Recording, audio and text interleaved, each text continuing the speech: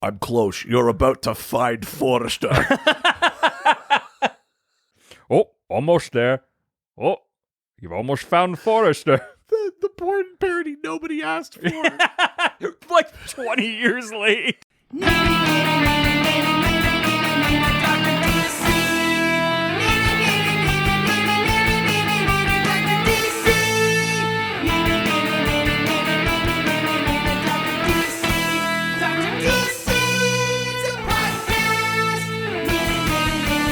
Welcome, residents, to the Dr. DC podcast. My name is producer Richard, and across from me is the Doctor himself. Hello. Each week we talk about the weird and wonderful world of DC while fielding questions from listeners like you.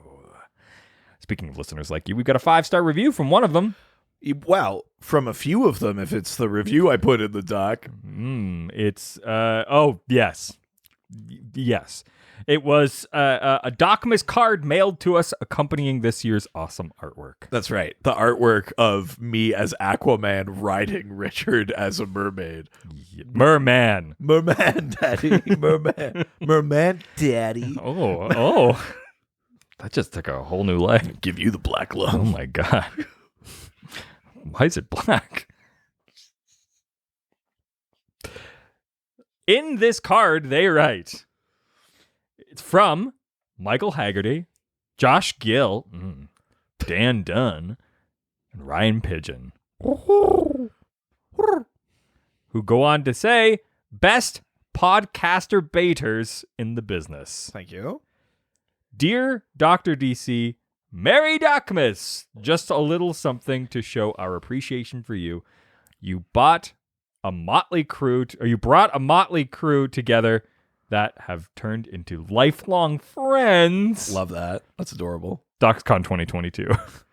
Oh my God. It's going to be bigger than BugCon. Yeah, holy shit. I want proof of that thing happened. Because it's... BugCon? Yeah.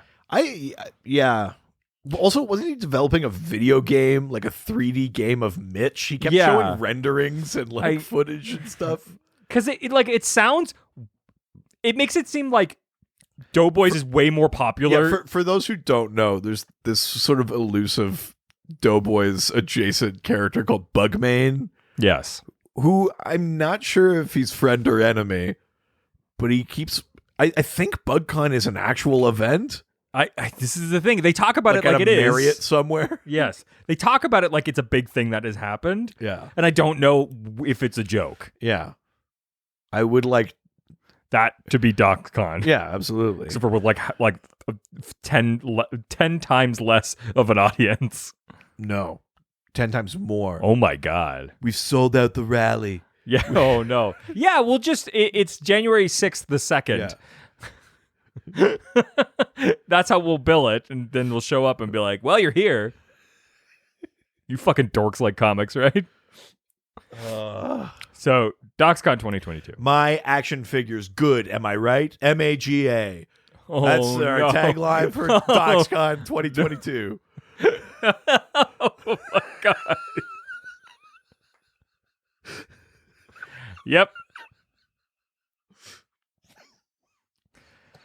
All right. We've got one piece of news today. CW is for sale. And that's why we've released a new Patreon tier. Oh? Are we going to bring the CW verse onto our... $100,000 tier. If we get enough patrons, we will buy the CW. Yeah. Oh, there we go. That's probably still too low. Yeah, that's way too low. 10 million each. Sure. We will buy the CW. That's right. Then you get creative. You each get creative control over one DC property. Oh my God, that's not a bad idea. It's not a bad idea. It's just an idea I think won't work. That sounds like a lot of our ideas. Yeah. We had a thought about that recently because there's the other movie theater in town that's also closed is for lease. Yes. And we had a conversation about, could we just open it up and just play movies we like? Yeah. I mean, it's not a good business model, but I did have the funny thought that if you did it like it was like one of those film centers as opposed to like a cinema. Sure. Where it's like, but you only screen like weird, like, or DC movies or and stuff like that, but you treat it like it's like Criterion. Yeah. Like, yeah. we're going to be showing 2011's Green Lantern. Oh, yes. It'll be a round table talk back following the screening. We have the plane explosion here to talk at the end. Yeah. They made me do a bunch of takes. I didn't think they were going to use them all. Yeah. But, yeah, the CW's for sale. The one thing that I read said it basically hadn't been profitable since 2006, and then you pointed out that's when it started. Which is very funny. Again, not to say that individual shows haven't been successful, because they have. For sure. As a network, as a division of the culmination of all of their shows are not making money. The net accumulation is a loss. Not profit. I mean, you brought up a point when we talked about this on Ghostfacers. Is like, I don't know enough about this to know if they're reporting that when they say it's not making money, do they mean literally it loses money? Or do they mean it makes money but not enough to justify its existence or are owning it? Or I don't fully know like what kind of that threshold is. I mean, even if is their profit margin at 60% and they've been running at 30? Like, I don't know. Yeah, I mean, is it just that like they barely make money, but they do always cover their costs? But as a business, you go like, well, that's not profitable. Yeah, it's literally only paying for itself. That's not good enough. Yeah, I've never heard about like Misha Collins not being able to like cash a check or something. Yeah, that's true. Yeah, you've never seen like Grant Gustin have to like move money on his like app at the grocery store. Like, oh shit, I'm pretty sure I had some in there. I just sorry, just give me a second here. From another account. Yeah, Deadline had an article that like Grant Gustin had to wait to cash his check because it just wasn't there yet. Yeah. So yeah, the CW is for sale, and the real Barry Allen, he's cashing checks all over the country. My God, it finally made sense. It actually works.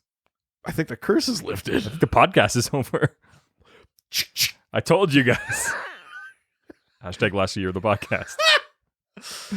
So, I mean, the real issue here is what's going to happen to all of the DC stuff. Most likely it'll move somewhere else. I don't know. The rumor is that it's Viacom CBS maybe looking to buy it.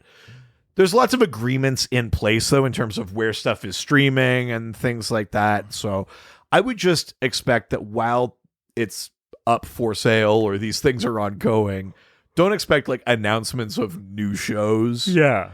I'd maybe even not necessarily expect announcements of renewals of shows. Yeah. And it'll probably be down the line, a year or two or things like that you start seeing things maybe switch streaming services or whatever those agreements are up. Like if it does go to Viacom CBS, those are Paramount Plus shows, maybe, or because Warner's owns DC, do they retain? Does it go to HBO Max eventually? That probably makes more sense. Yeah. But I don't know. The chances of them making some CW stuff goes like your Supernaturals and your, One Tree Hills and your stuff like that goes one place. The DC superhero stuff stays with HBO. Like who knows? Hill. It could be anyway. One Tree Hill, discount OC, love it. Yeah. Great soundtrack. They also do a weird time jump in the middle of it. Yeah. Isn't One Tree Hill the show that clip where the guy's running in with like a donor organ and he trips and it falls and the organ goes across the floor and the dog eats it? Isn't that from One Tree Hill? Oh, I can't remember. I've watched all of it once. Okay. But I did watch the entire the clip thing. I'm talking about? It like circulates on Twitter every once in a while. It's just a very funny piece of I don't think TV. I've seen it. Oh, I'm pretty sure it's One Tree Hill.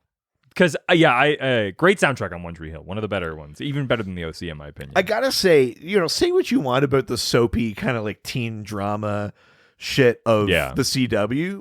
Banger soundtracks. Oh, always. Okay, One Tree Hill organ transplant. I think this is it. Oh, yeah. Here. I'm just going to show this right now. Okay. Oh, that guy was such a dick.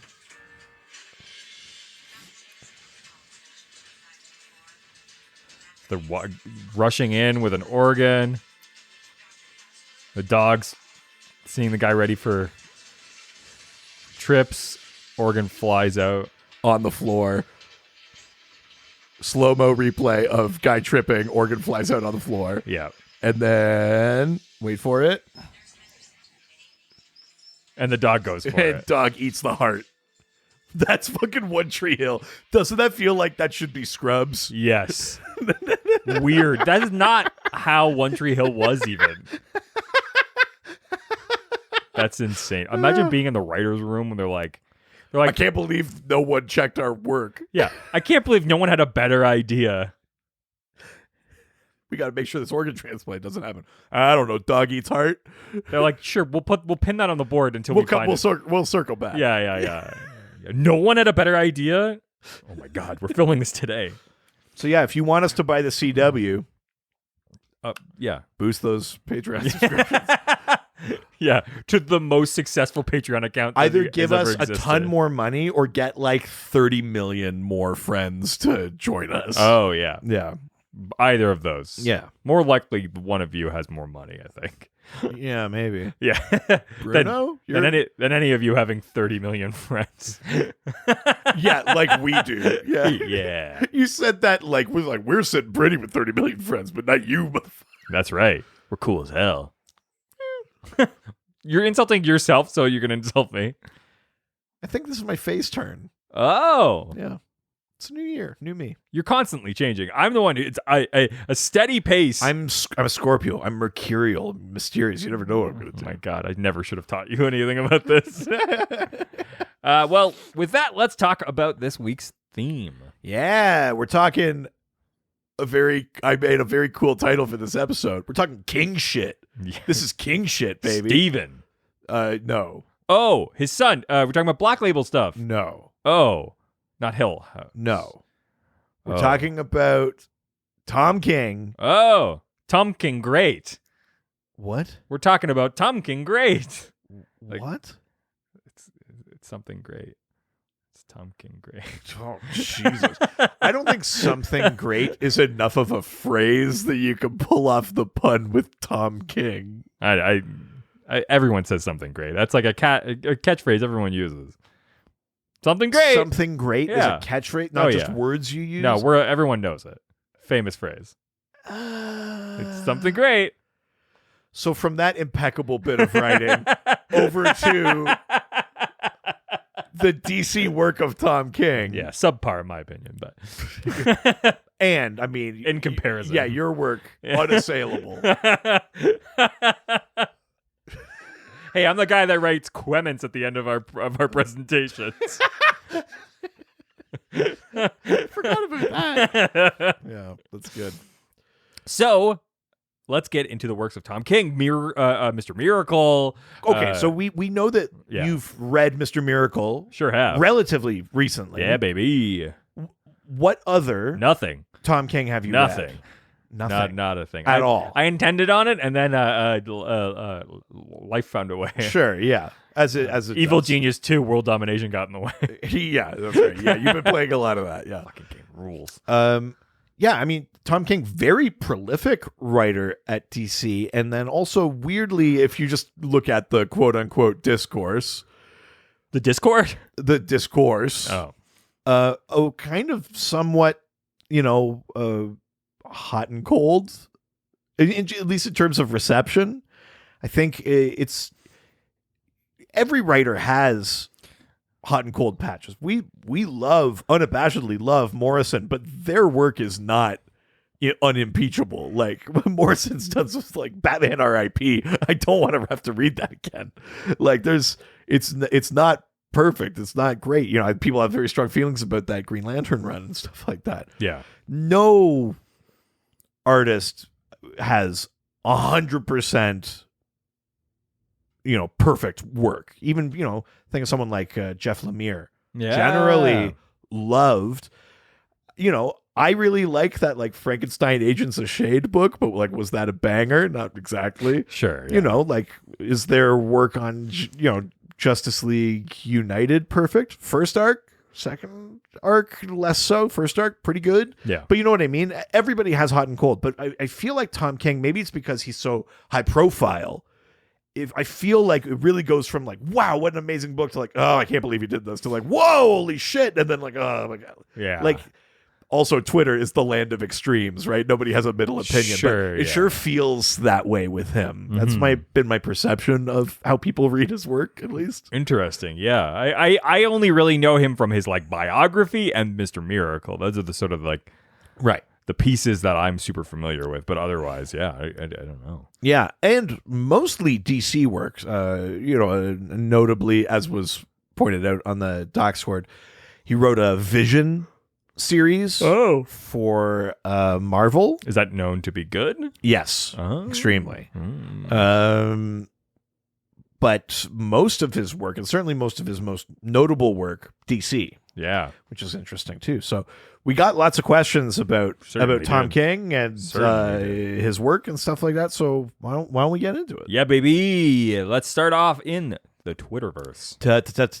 Twitter. That's right. First question comes from Adam, Talking Superman, who asks, favorite romantic moment in a King book? Ooh, interesting. Well, you remarked after reading Mr. Miracle. Yeah, I like when they declare prima nocta. It's King book, baby. Jesus. Yes, the relationship between Mr. Miracle and Big Barda is cute and hot as hell. Yeah. Yeah, I mean, did you have some thoughts about Big Barda in that book? Or? I think Mr. Miracle's well written. Yeah, I like it for the articles. I'm reading Mr. Miracle for the articles.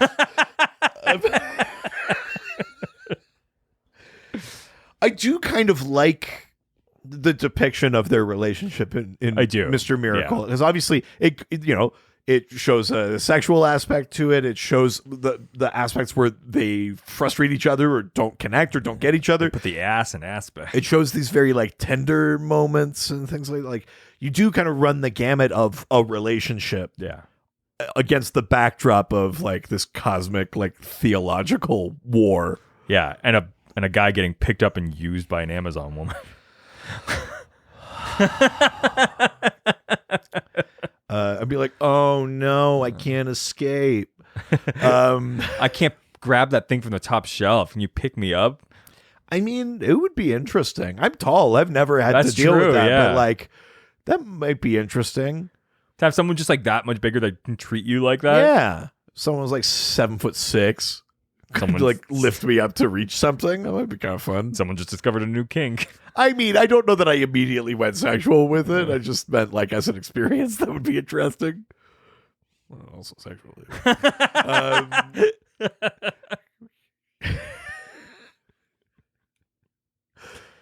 But yeah, I got my wife stilts for Christmas.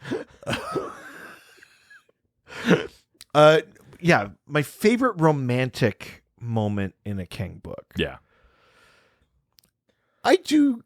I mean, it's King's Batman run is a lot of sad Batman, but I do think the relationship with Selina is relatively good up until Batman 50 and the spoiled wedding. I do like some of the moments that they have in the lead up there. Mm-hmm. It's technically a fake out, but I like Princess Callista's sort of romance with Kyle Rayner in Omega Men. Like she's doing it like as a ploy to get him on side with their cause kind of thing. Yeah. But when she's acting it and she's being sincere, she even says later, like, I might have actually believed it too. You know, I was deep undercover. You know, like, I think those are good moments. Yeah. Adam Strange and Alana are good. I got to pick one, though. I mean, that's the idea. If I'm picking one, then it's probably got to be Scott and Barda.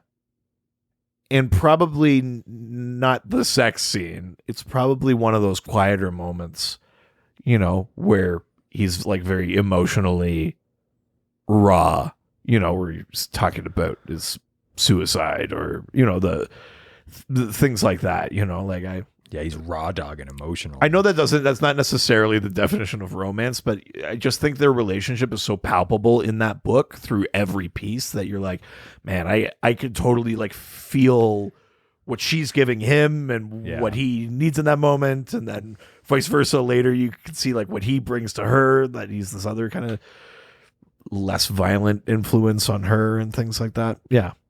It's probably Scott and Barda. For sure. Hard to compete with that couple. That's a DC power couple. Especially that book. I mean, like the scene... I think that book also elevated them to like, it used to be like, it's Green Arrow, Black Canary, Arthur and Mira, Lois and Clark. Who's the next big DC power couple? And it's like, it's Scott and Barda. Totally. There's the scenes when they like find out that they're pregnant and stuff are like, it's very sweet. Totally. Yeah. Totally.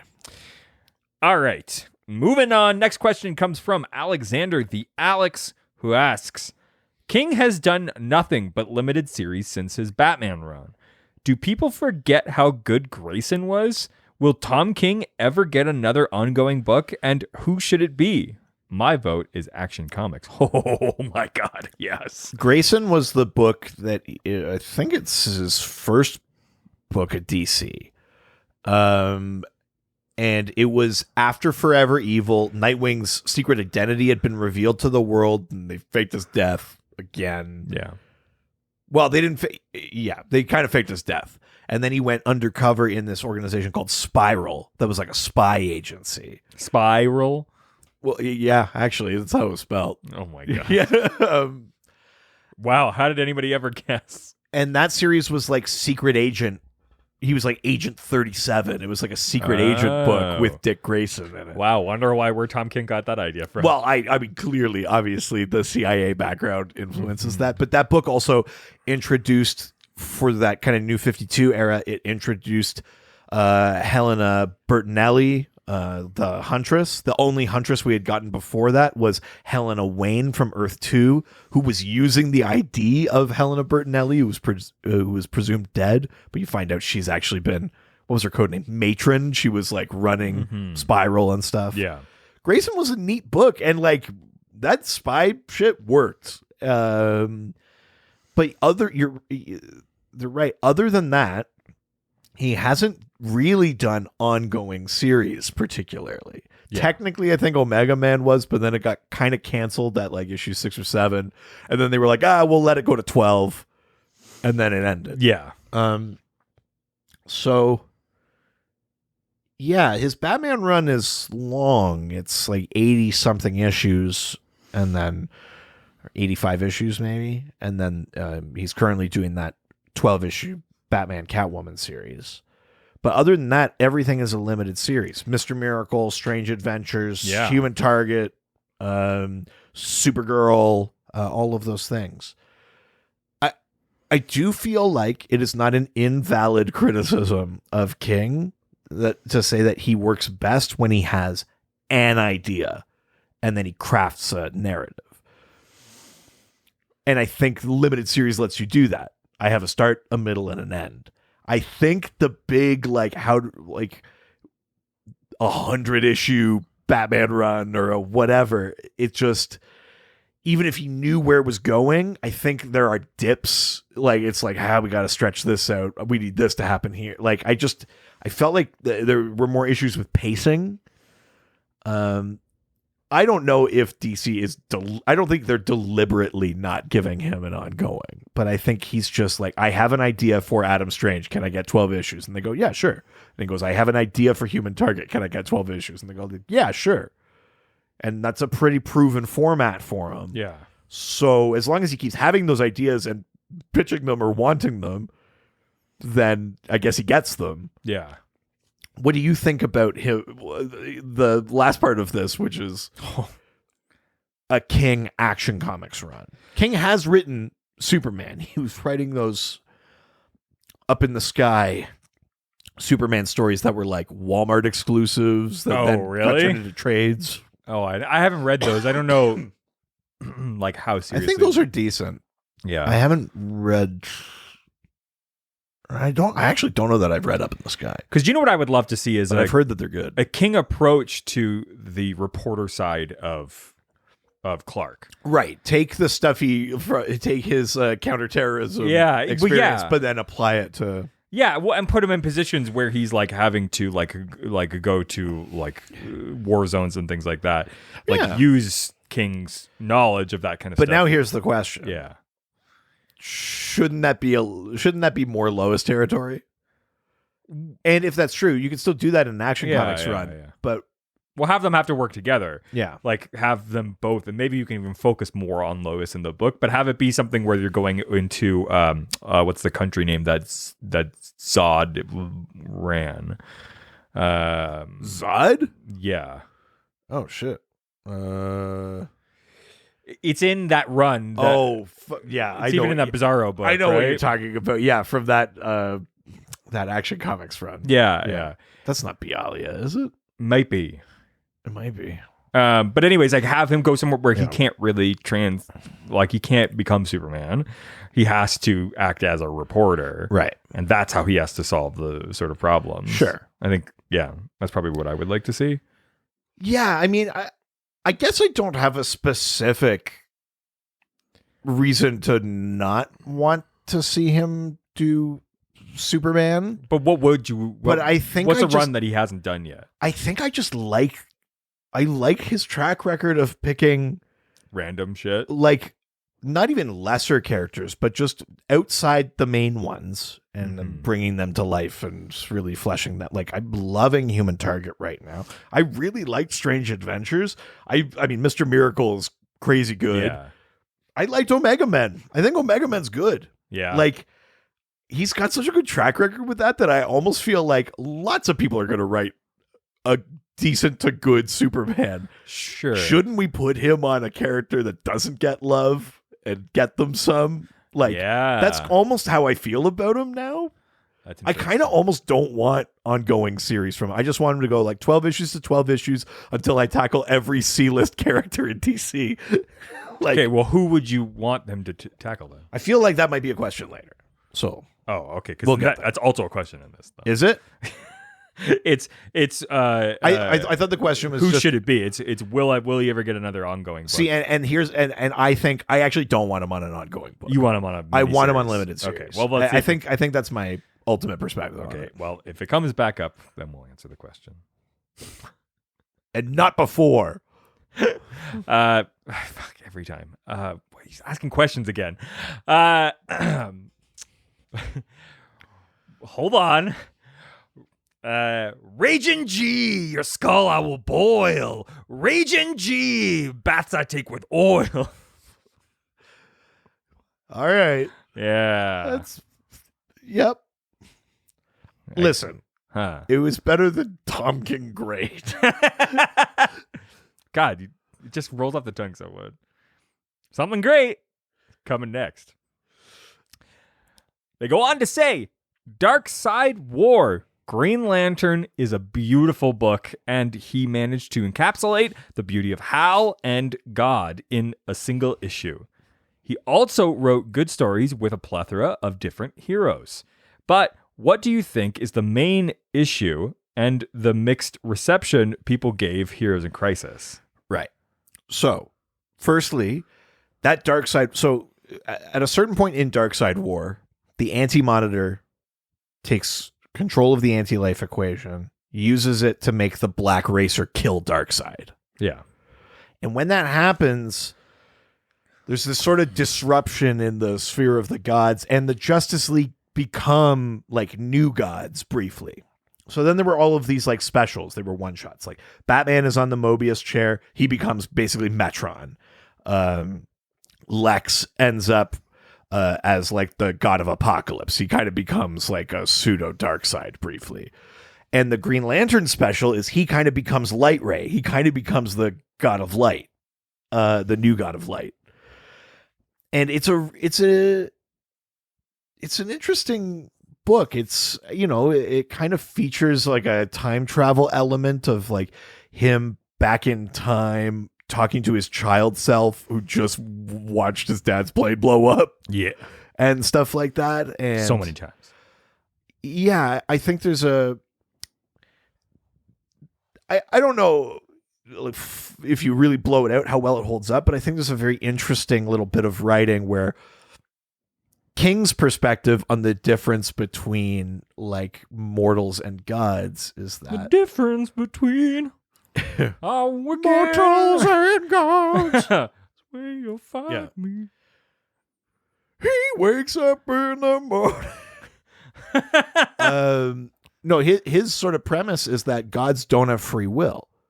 You're the god of something, and if you're that powerful, fair. and if there's a destiny for things, you kind of have to work to make those things happen. Sure, yeah. You're sort of on the rails, is his argument. And so ultimately for Hal, as he becomes the new god of light, that's the realization he comes to. Yeah. And he says, like, he's merged the mother box with his ring because yeah. it was like part of the battery and stuff. And he's like, mother ring, can you destroy yourself? And it said yes. And he basically gives up god power. He's like one of the first Justice Leaguers to relinquish god power. She called me mommy, Rin. Oh no. Oh, stepmom ring stuck on my finger.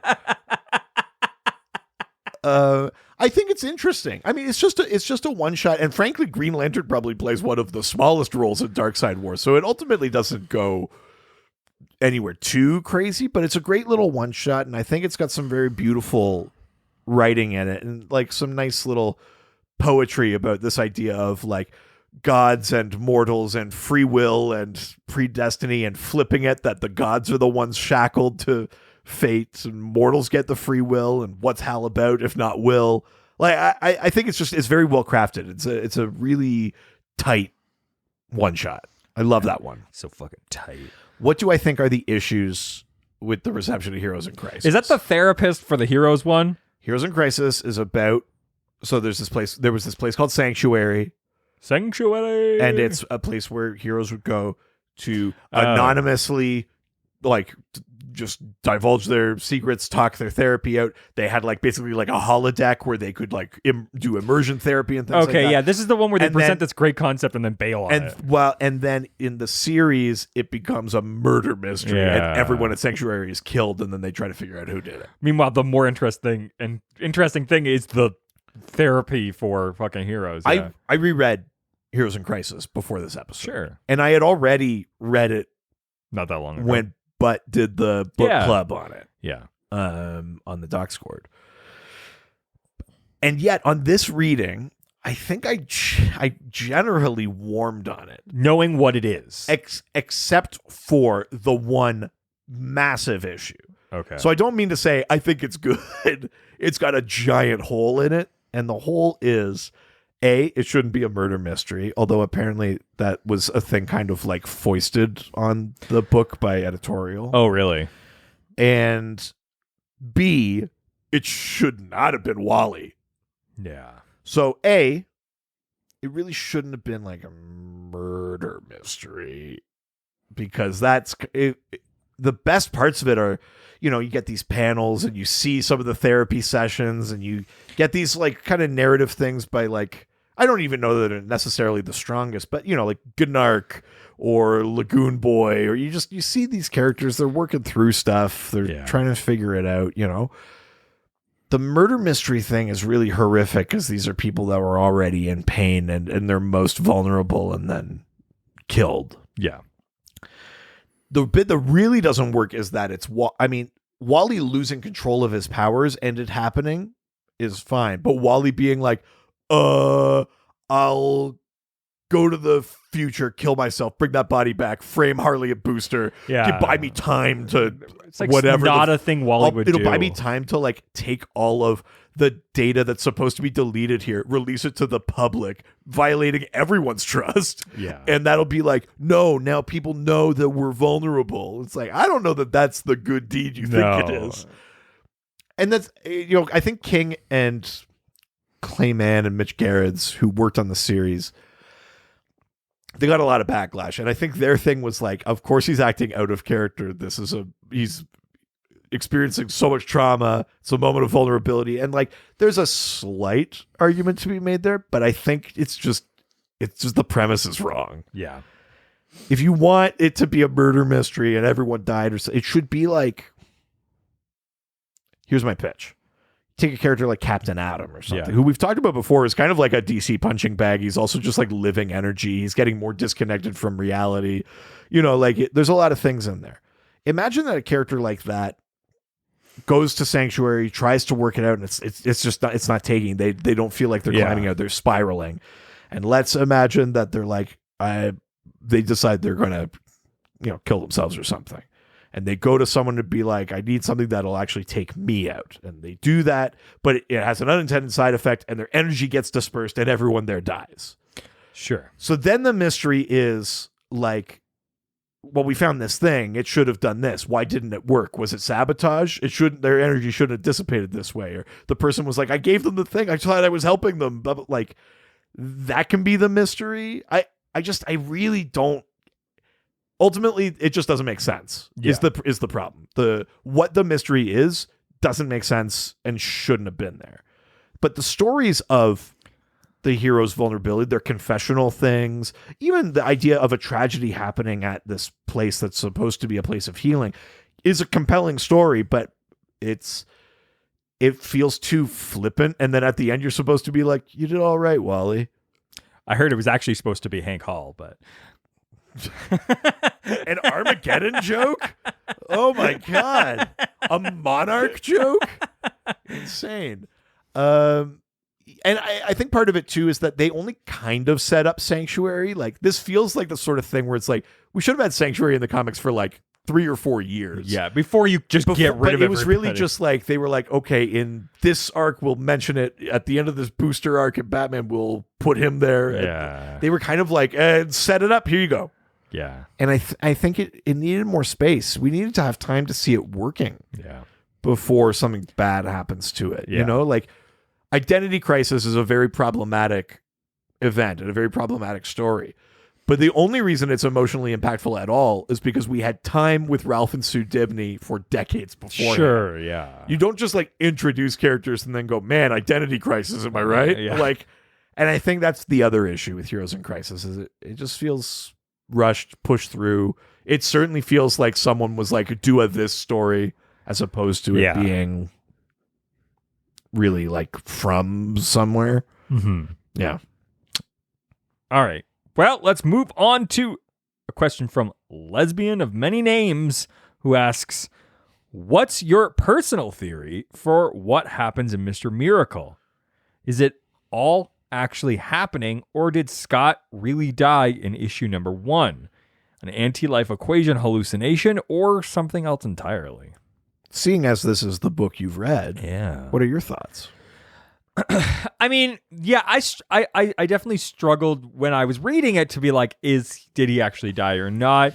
Right. I can't imagine that he dies. I mean, I think the entire thing is supposed to be a conversation about like depression and like suicide and I think that showing all of the life that you get to think about after you killed yourself is not as like valuable as someone not killing themselves and then seeing like the good and the bad after that. I think I do read it as he killed himself in issue 1. But he's Mr. Miracle. He can escape anything, including death. Well, yeah, but the trap is his family, this life, his responsibilities, his senses of duty. Perhaps the things he was trying to escape in the first place become the afterlife trap that stop him from going back. Sure. He's both kind of like, I want to stay in this on like the family side and I can't keep doing this on the war side. Yeah. And he's kind of torn. Like, if I stay here, I get this. But if I go back, I could have that. But what's the horror in each, or what's the thing I can't deal with in each? I think it's the trap, right? And even at the end, doesn't he say like, I could always escape or something like that? Yeah. Like he rejects Metron saying like, it's time to snap out of it, kind of thing. But he goes like, I'm gonna stay here a while, but like I can always escape. So I always read that as he's kind of like, he's making peace with it, but he just needs a bit more time.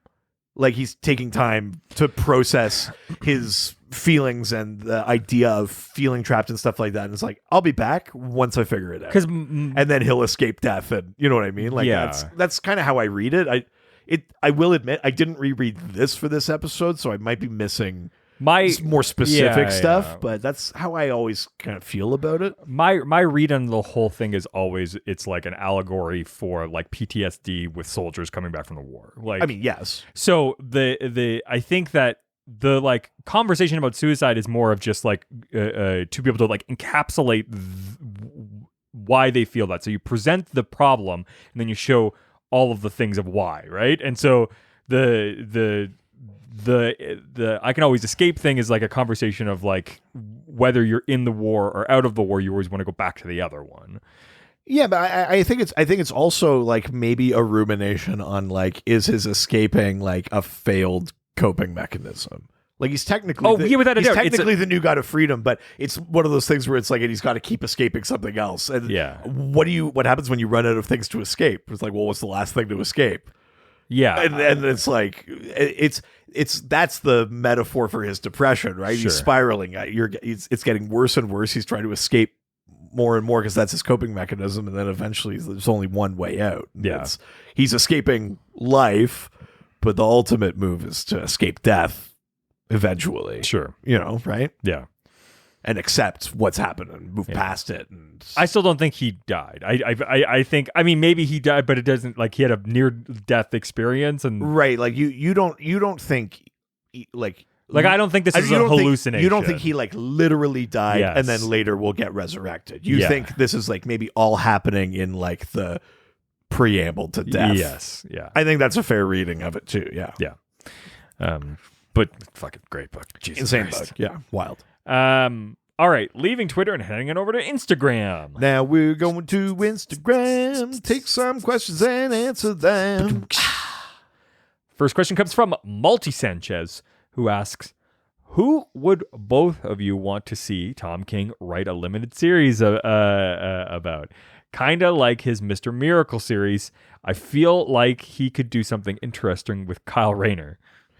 I mean, yeah, he kind of did. Oh, really? It's Omega Men. Oh, sure, yeah. Kyle Rayner's in there. There's something interesting about King's approach. Mr. Miracle is kind of the exception. Mr. Miracle's pretty contained. But Strange Adventures is an Adam Strange story, but they bring in Mr. Terrific to be like the other angle on it. Human Target is about Human Target. It's about Christopher Chance, but they bring in the Justice League International into the thing. Omega Men brought in Kyle Rayner, who at the time was the White Lantern. And as you know, lanterns aren't supposed to go into the Vega system. We've talked about that before, things like that. What happens in the Vega system stays in the Vega system. Yeah, baby. Viva Las Vega system.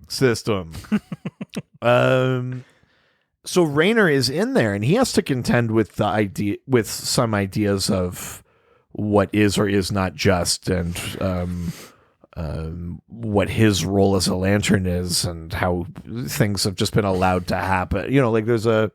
We were talking about it in the book club on the Oxcord today in the context of Far Sector, that not a lot of Green Lantern stories do a very good job of actually addressing the idea of authority and where they derive it and whether or not they're doing good. I think a lot of stories reference it, but then never do anything with it. Far Sector does a great job of it. I think Omega Men does like a okay job of it, but essentially Rayner is in there and kind of questioning the existence, like his existence as a lantern, if he allows horrors to happen or if he commits horrors to stop horrors, or there's a lot of very complex ideas about war and terrorism versus freedom fighting, and it's a very complicated story. So he kind of already has done a Kyle Rayner piece. What's a character that you would want to see a Tom King limited series of, keeping in mind that even by Tom King's own admission, a limited series from Tom King means that the character will be sad.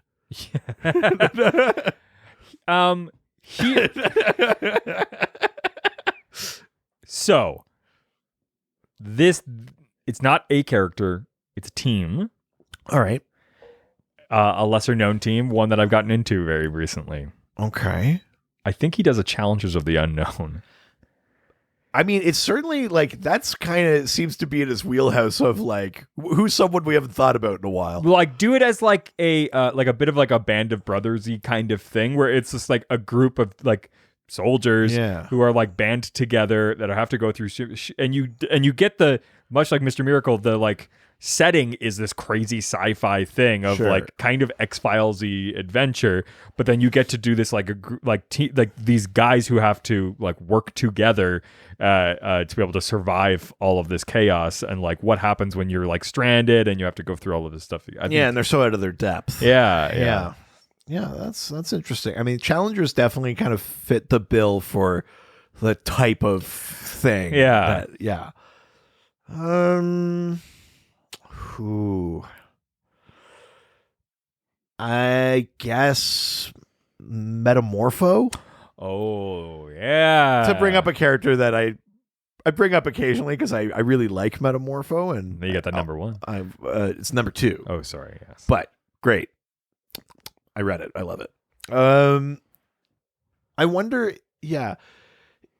I wonder if there's a way to tackle it where it's different than the usual I'm sad because I'm a monster, Sure. where it's all, it's almost more about, what even would it be about? I don't even know that I have a pitch. I just feel like Metamorpho is the right kind of character. You have this like weird family dynamic where like your father-in-law, so to speak, is like kind of your archenemy. Like there's these weird, I'm thinking of, like Darkseid showing up in the veggie tray, like the ideas of like how do you have like a superhero relationship with someone, but also like an actual familial relationship with someone. Yeah.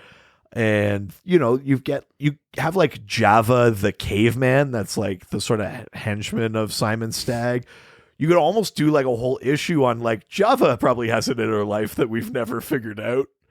I do love Metamorpho also has this weird relationship between science and religion that I think King would be interested in exploring, where his powers are fully sciencey. They're the transmutation of elements, but he gets them from the orb of Ra, like the Egyptian god Ra. Like, and he's not the only metamorph. There have been other element men through history in the way that there have been other swamp things and that. Like, I think there's enough pieces that I think would interest King that a Metamorpho series would be kind of cool. I think the only other one I can think of that's not really like a lesser known character, but like one that I want to see a sad take on, right, of a already sad character, Spectre. Sure, yeah. I feel like that seems like that'd be kind of interesting. Something unwieldy that he could, sort of wrestle. Yeah, I'd be into that. Yeah, that'd be cool as hell. Especially if it was mostly a Corrigan thing. I mean, I guess we're almost pitching Gotham by Midnight at a certain point, but sure. But yes, I agree that I think he'd have a good take for sure. All right, next question comes from the most interesting resident, Delgado. That's right. Delgado Andrew, who asks, if not for the murder mystery mandate, where would you have liked to see the concept of Sanctuary go? Right. Whether in a different version of Heroes in Crisis or long term. I do think there is a piece of the story of Heroes in Crisis that is interesting narratively, which is the whole point is that Batman sets it up so that anything that gets recorded is instantly deleted. Okay. People talk about their feelings and it's instantly gone. Mm-hmm. So it can't get out. And then this thing happens where tapes start showing up at Lois Lane's door. Yeah. So it's like, well, where the fuck did they come from? And Superman's like, Batman, you motherfucker, I know you've got contingencies. And he's like, I don't. I've been giving confessions here. So not that I want it to be another mystery, but the idea of what they're scared of is, and what becomes part of the story of Heroes in Crisis, is whether or not it's a good idea for the public to know that there are these psychological vulnerabilities to these incredibly powerful people. Yeah. Does it put them more at ease to know that they're like everyone else and they also have to deal with it and that they are dealing with it? And this is kind of Wally's point, is like, people will know that like we were seeking help, that we were like getting better. We're putting the effort in to not be broken messes. And I'm sorry, I'm a broken mess. Or does it disconcert people to have people with all this power, someone like a Captain Atom or a Firestorm or a Superman, who are maybe expressing insecurities or have like physical vulnerability? You know what I mean? Like, does that actually erode trust?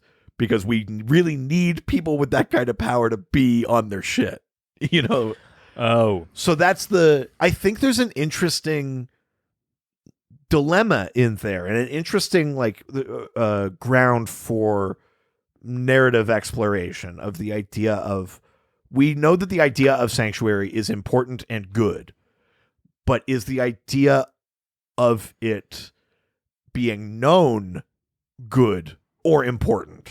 Yeah. And how do we deal with that? And how do we do that without betraying the trust of people at sanctuary? Yeah. How do we interact with the public that way? I think there's something interesting there. I don't have a pitch, but this last read through, I was like, man, it's like this close if it didn't have to be a fucking murder mystery. Yeah. It's really close to something. Exploring that is a really interesting idea. I think I would have wanted it to have more runway. Not even necessarily its own series like this event was, but just like, we should know it exists in the way that we know that the Fortress of Solitude exists, and Stryker's Island, and Arkham, and Hey, got my statute out. It's Rikers Island. yeah, we should know it's there in the way that we know that other things are out there. So it's like at the end of the story, you go like, well, what's going to happen? It's like, well, I think maybe it's time for a visit to Sanctuary again.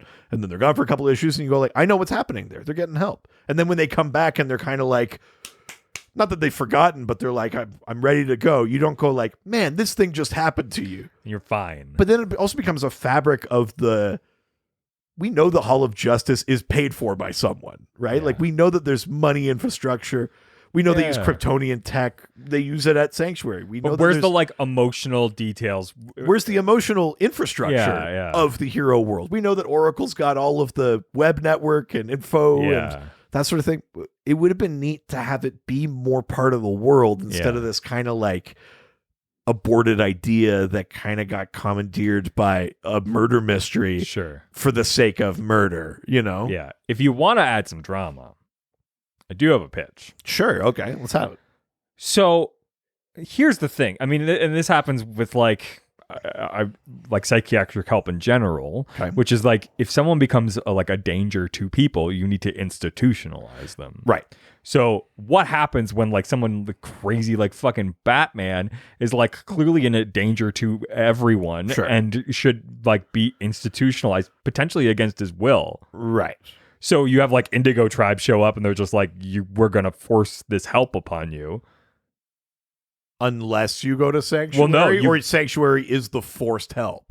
Sanctuary is the forced help. See, this is the piece where you've lost me, because the thing that I think is the missed opportunity of Sanctuary is that it's the step before another form of incarceration. Sure, then Indigo Tribe has their own fucking place that you go to when. But right, yeah. But the idea really is like what happens when like therapy isn't enough and a person needs help and they won't give it and they're a danger to people. Or maybe the tension is that someone does leak it. A villain like maybe somehow gets their hands on it and leaks it. And then people are like, and the heroes are like, oh my God, our vulnerabilities are out there or whatever. Yeah. But the actual backlash is, how come you aren't doing this for villains? Well, yeah, I mean, where they think like, oh, people aren't going to trust us anymore. And they're right. But it's because, why are you keeping this to yourself? You know it's important. Yeah. Why are you keep sending people to fucking Arkham? Yeah, I mean, that's fair. And maybe that's that the heroes are dealing with a public backlash and a loss of trust, but it's because people realize that they're this sort of like more oppressive tool that even they see themselves or want to be. It's like, because then it's like, are they lesser than you then? Is that they don't deserve therapy? Yeah. I think there's something in there too. Yeah, I like that more. Interesting. Definitely not a murder mystery. Yeah. All right. Next question from Alex Maxholm, who asks, where to begin on his Batman run? If you want to feel his style and feel of the Batman of the Bat and don't want to necessarily go through all of it from start to finish, do reads and don't reads and why? Right. Do reads and don't reads and why? Yeah. Which arcs or trades of that kind of King run on How Batman. long did he do that run? 85 or 86 issues or something like that. It's pretty long. It's a pretty decent. That's like how many? It's like 2 years? 3 years? Well, it was double shipping, so it's probably... Was that one double shipping? I think it was. because that was basically from the start of the Rebirth era. He took over Batman for Rebirth. Oh boy. I personally think the first 3 trades worth of that run are very good. Yeah. The first one is called I Am Gotham, and it introduces 2 new characters, superpowered characters called Gotham and Gotham Girl, who kind of become new superheroes in Gotham. Nice. The second arc is called I Am Suicide, which sort of invokes Waller and Suicide Squad type hijinks and things like that. And the third arc is called I Am Bane. And Bane ultimately is the overarching villain of the entire run. Yeah. I think those 3 trades are great. Like really solid. I personally think the 4th trade is pretty good. I like the War of Jokes and Riddles, which is a flashback story to earlier. I think it's one of those ones where you can start to see the, like, I had a cool idea and I'm going to make it work, as opposed to being like, this is a very natural thing to have happen, which is kind of a King thing sometimes. But I like it. Yeah. I think it works for me. Basically, after that, it starts to lose me. It either meanders a bit, or there's like ruined promises like the wedding. And then when you get into that second half of that run, I kind of go like, I don't know.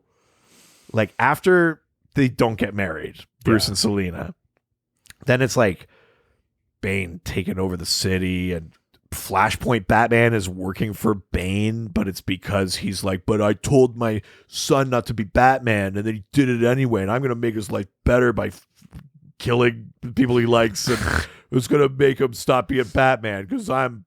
I just don't think it makes sense. I think it's like not. Is that how you feel about it? I just think it's not a motivation. Sure. I think there's effective stuff that happens. Like the death of Alfred Pennyworth is fucking brutal. Wow. And the fallout of that really hurts. Yeah. But there's like a Booster Gold arc where he's, oh God, that's even before the wedding. He's like, hey, as a wedding gift, I want to show you how important you are as Batman. So I'm going to go back in time and fuck with time to show you It's a Wonderful Lifestyle, what it would be like if... Except it's not fun. It's like a hellscape. Gotham's horrible. Booster gets kidnapped for like months and can't escape. And so he suffers all this trauma. And at the end, they ship him off to Sanctuary. Jesus. Just before the events of Heroes in Crisis. But that arc happens like right after there was an arc called Booster Shot in Action Comics, where he stops Superman from going back in time and changing time. What? Because he's like, you can't go back in time and change time. I'm Booster Gold. I'm more competent than I look. Jesus Christ. And then again, it's that thing of like, I have a story idea. It doesn't matter if it fits with where the character's at. It doesn't matter. Like, sure, yeah. It's that kind of shit. Which sort of why I think he works in... Like, and it's the thing that plagues that Batman run is like, I don't fucking blame him. I can't write 100 issues of shit. Yeah. Like, but it's that like, I have story idea and then it's like, make it work. As opposed to, it just doesn't feel like it's flowing out of what was happening in comics and in the... Fair. And then that end bit of that, the City of Bane, like, I mean, it's kind of interesting, but like Bane's not in it. Oh, wow. The City of Bane thing is like a 10-issue trade or something like that, 10 or 11 issues. Bane is in like 12 pages. Really? He's barely in it. It's mostly Flashpoint Batman. It's mostly like, so you can see like once Bane takes over, then like the villains become like, I don't even fully get it, but the villains become like the infrastructure of the city.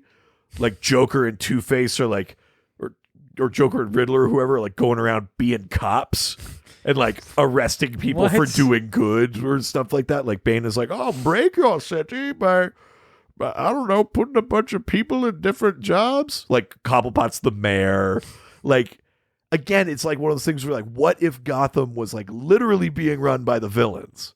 So you still have to have cops and stuff. Jesus. It's like, I have an idea and I will do it Yeah. regardless of whether or not I've It, like, established works. that it will work. Yeah. And that's kind of how I feel about that King run. So for me, first 3 trades, 100% read them. War of Jokes and Riddles, give it a go. The rest of it, I don't know. I don't know that I would recommend it. I think if you're the completionist, you're going to read it anyway, and that's great. And it'll catch you up on some story beats like Alfred dying and stuff like that. But if you're just like, I want to bomb in and out of good Batman Then stories, don't read those. I think I'd stop after trade number 4. Sure, yeah. Fair. Is that like a mean thing to say? Oh my God. I'm sorry. Mr. King, if you're listening. Yeah. I think we have to be concerned about that. He might be. What a king. King shit. All right, let's leave Instagram and head on over to Reddit. Where everyone's nice and no one's ever mean. That's correct. First and only question from Reddit comes from a diaper gal, Kate, who asks, is Tom King's Dick Grayson one of the greatest spies in DC? Also, where does Dick rank in terms of crime fighting fighters compared to other DC people? So fighting and fighters. Right. Yeah, compared to other DC. Here's the funny thing about spies in DC. Most of them are pretty bad. Because you hear about them a lot. Really? It's kind of the point of that Leviathan event that Bendis did, which is like these so-called secret agencies. Like, I'm going to... Sure, yeah. They're not being clandestine at all. We can name them. We know who's in there. It's like spies are like almost notoriously not that, or it's maybe that's what spies are like in the real world. Yeah. You know what I mean? Where it's like, maybe you and I don't know much about operations, but like if you're in espionage, they all know each other and be like, yeah, that's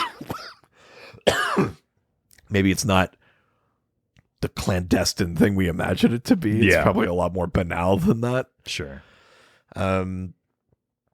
So that's kind of funny. The thing with Spiral, though, is that they were actually relatively secret. They had this technology called Hypnose that you'd wear it and it would like spiral out your face. Like not literally, but anyone looking at you would just like see like a... Oh, that's cool. They'd either see like a different face or just a spiral. Yeah. Or like it fucked people up. Like the way that you could perceive someone's face, it just like...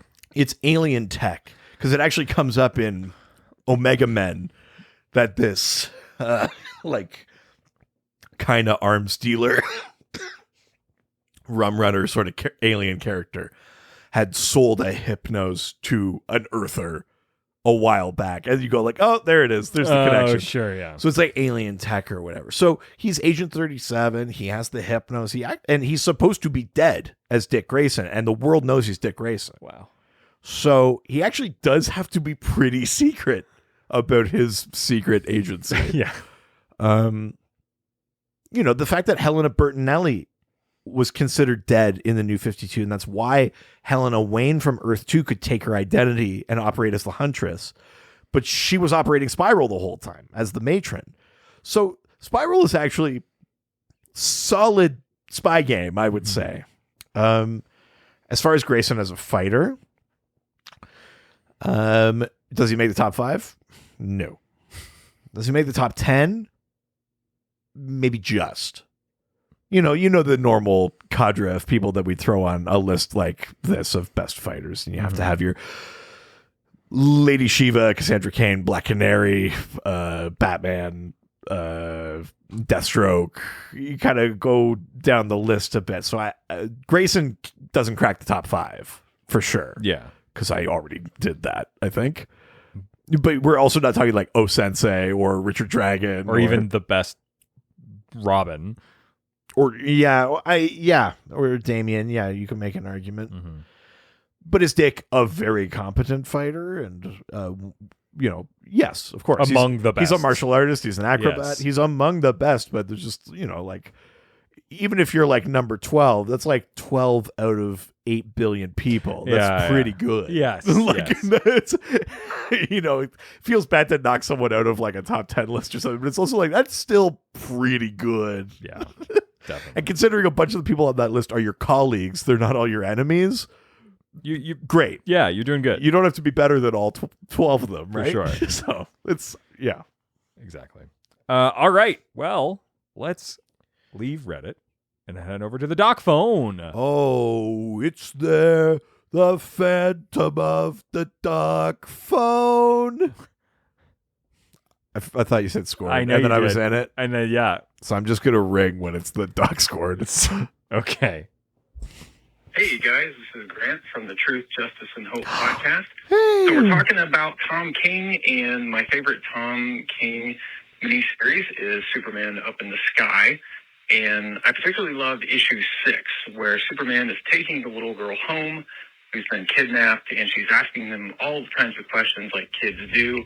And she asks him, do you believe in God? And Superman answers, well, Ma and Pa believed in God, and I believe in Ma and Pa. Which I think is such a brilliant answer because there's so many divided ideas of who Superman is and who Superman should be.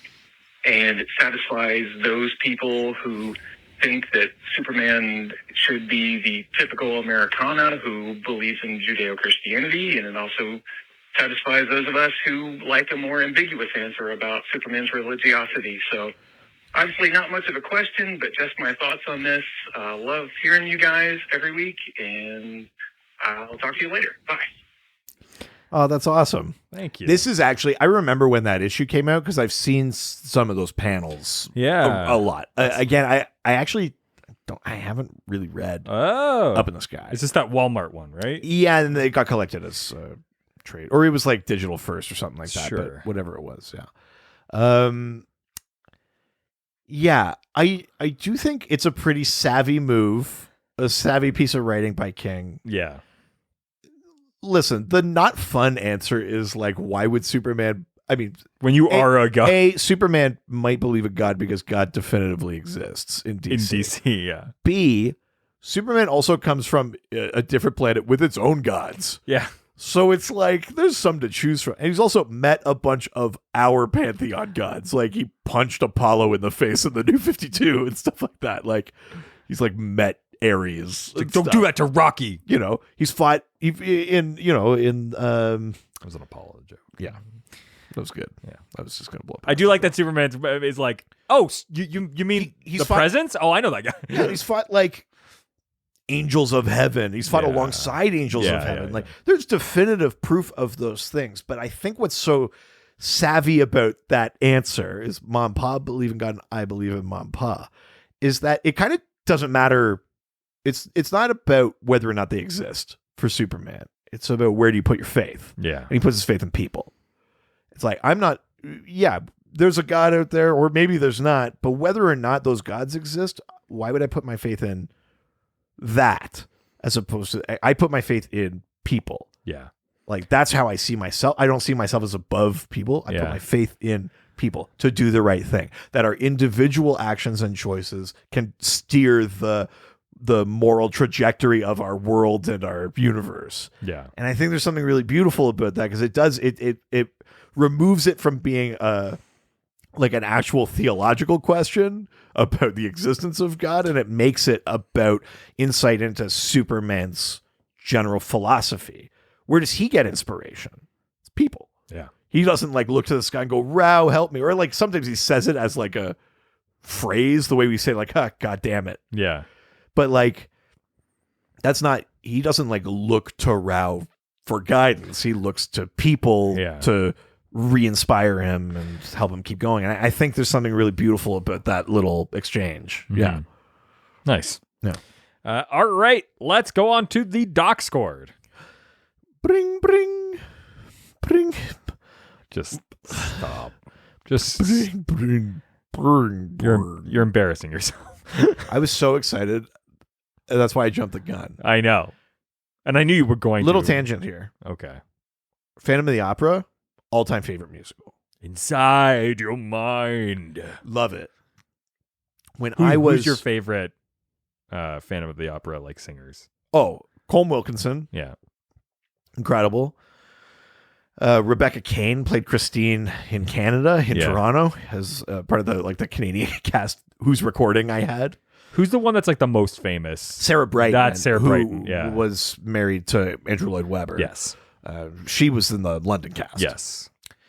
But I love that musical. When I was 4 years old, I went as the Phantom for Halloween. Oh. I knew all the words. I would sing it. I'd make my parents put the CD on all the time. I love that musical. Yeah. It's the first stage play I ever saw was with my parents in grade 5. We went to the Pantages Theater in Toronto and saw Phantom of the Opera. Did you ever get to be in it? No, I never got to be in it. But also, like, it's like famously like a musical that, like, unless you're doing like a big run or a Broadway kind of version of it, like, you don't get the rights. Oh, really? It's not, yeah, it's kind of weird that way. At any rate, it means a lot to me. It's a very important thing to me. And recently, we just put the album on, the vinyl on at home just while we were cooking. And my daughter was like, "What is this?" And I was like, "Oh, this is like," I kind of dumb it down a little bit, Yeah. but I was like, "Oh, he's a ghost." And she goes, "Why is he saying?" And I said, "Well, he doesn't like when other people sing with Christine." And she goes, "Oh, that's not nice." And I go, "No, it's not." And Christine wants to sing with Raoul. And she goes, "But Ghost doesn't like Raoul." And I go, "No, he doesn't." And literally for like, it's been 3 days. She keeps asking me questions. She goes like, can we listen to Christine and the Ghost? Oh, Or she'll say Christina and the Ghost. Like, oh my God. And so like we were singing in the car today. I think we're going to try watching the movie, but skipping some of the truly like too scary parts for her. Yeah. Like when the guy fucking gets hung and shit. Like we're going to skip that shit. But like, I think we're going to start watching. I was just getting like, so my wife was like trying to tell me about her day. And I was like, shh, the song's on. I was like, look, this is important bonding time. This connection's happening. I don't give a shit about your day. So I was so excited about that, and I was like, I have a song for today. And then completely again, fucked it. and I your wifed you. Yeah, you did. Yeah. As you often do. Us cancers, baby. Wink. Yes. Yeah. Lock the door if you're coming in. No. I want to come in and out. Kind of all around. Oh. You're the man now, dog. All right, first question on the docs cord comes from Curmudgeon Uncle. Oh, yeah, this is Bruno. Yes. Who asks? Must be. Yes. I mean, obviously. Love you, Bruno. Who asks, Tom King has gone on record saying he occasionally comes up with stories and the editors suggest the characters they want to see them in. Yeah, I mean, that makes sense. Sure. Can you think of some different characters that would fit into one of his stories, like Red Tornado instead of Vision, Sure. Right, yeah. Starfire instead of Supergirl, or literally anyone instead of Wally West? Yeah, I mean, Starfire for Supergirl's an interesting one. That Supergirl Woman of Tomorrow series that's happening right now is a very kind of like, feels very sword and sorcery, like it's like alien gladiatorial. It has like those kind of vibes, and that Starfire totally works for a story like that. I think that, or even Wonder Woman. Well, but it's still like in the stars. It's the alien warrior thing. Yeah. I mean, not that Wonder Woman can't go to space, Yeah. but She's back on Earth where she belongs. but let's where Wonder Woman belongs, on Earth. Amazonian kitchens. I was purposely not saying that. Let's think of kind of like the big key. Yeah, I know. Looking here, King what do I have? Series like Mr. Miracle, Yeah. Heroes in Crisis, Strange Adventures. Yeah, I got that. Human Target. What has come out so far? Yes.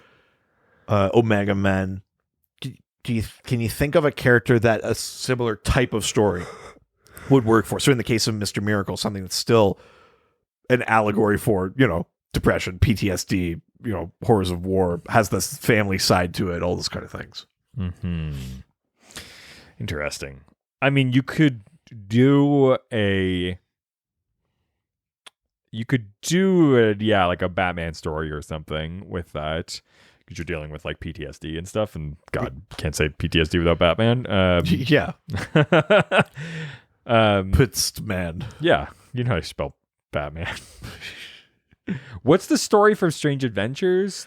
So Strange Adventures is Adam Strange is, he's the hero of Ran, and on Earth he's been selling this book about his adventures on Ran and stuff like that, and then someone calls him like a liar and a war criminal, and then all of a sudden he's under investigation. Mm-hmm. And Mr. Terrific is brought in to conduct the investigation.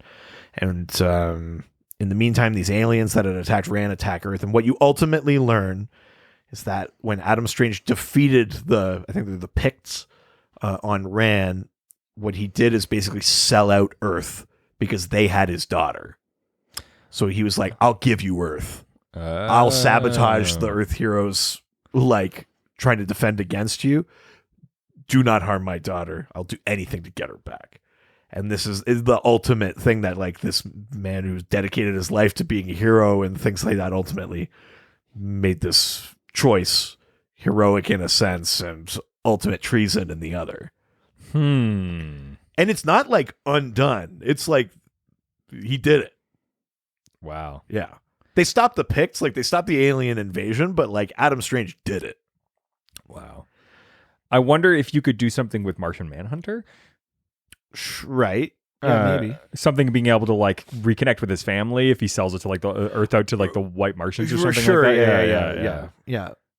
It's funny. I was also thinking of Strange Adventures, and I was thinking like it's maybe slightly the obvious answer, but like that's a Booster Gold thing. Sure, yeah. People already kind of think he's disingenuous about his heroism. Yeah. But what if, and you need slight tweaks to the story, but what if you learn that like it actually is, in a sense, an act of heroism he's lying about? Yeah. You get a little bit of like the hero you never heard of kind of thing. But people think that he's full of shit for one reason. They find out he's actually full of shit for a much darker, slightly more noble reason. Yeah. You know, like... I've got that's it. the one that came to mind for me is Booster Gold for Strange Adventures. I've got a Strange Adventures. Sure. Same sort of idea. But it's the main man. It's the best. Sorry, but we're still doing Strange Adventures. Yeah. So Lobo. The whole thing about like him like blowing up his planet and stuff like that, and like how he sort of like goes around telling them like how great he is to everywhere and things like that. Right. And he like takes out all of these bad guys and stuff, and it's almost the inverse. Yes. Where he's like, I have a bad reputation. Yeah. I mean, there's some comedy in there. It's actually kind of funny. Yeah. I've tucked Zarnia off at a little corner where no one's going to see it. There you go. Trying to think of like some of his other stuff. I like well, I mean, Heroes in Crisis I just don't think like structurally works, but my substitution pitch is a character more like a Firestorm or a Captain Atom to lose control of their powers. Not that the Speed Force isn't deadly. Like I think it's very good to invoke it, like interesting to invoke it that way, but you need a character that maybe has slightly more potential to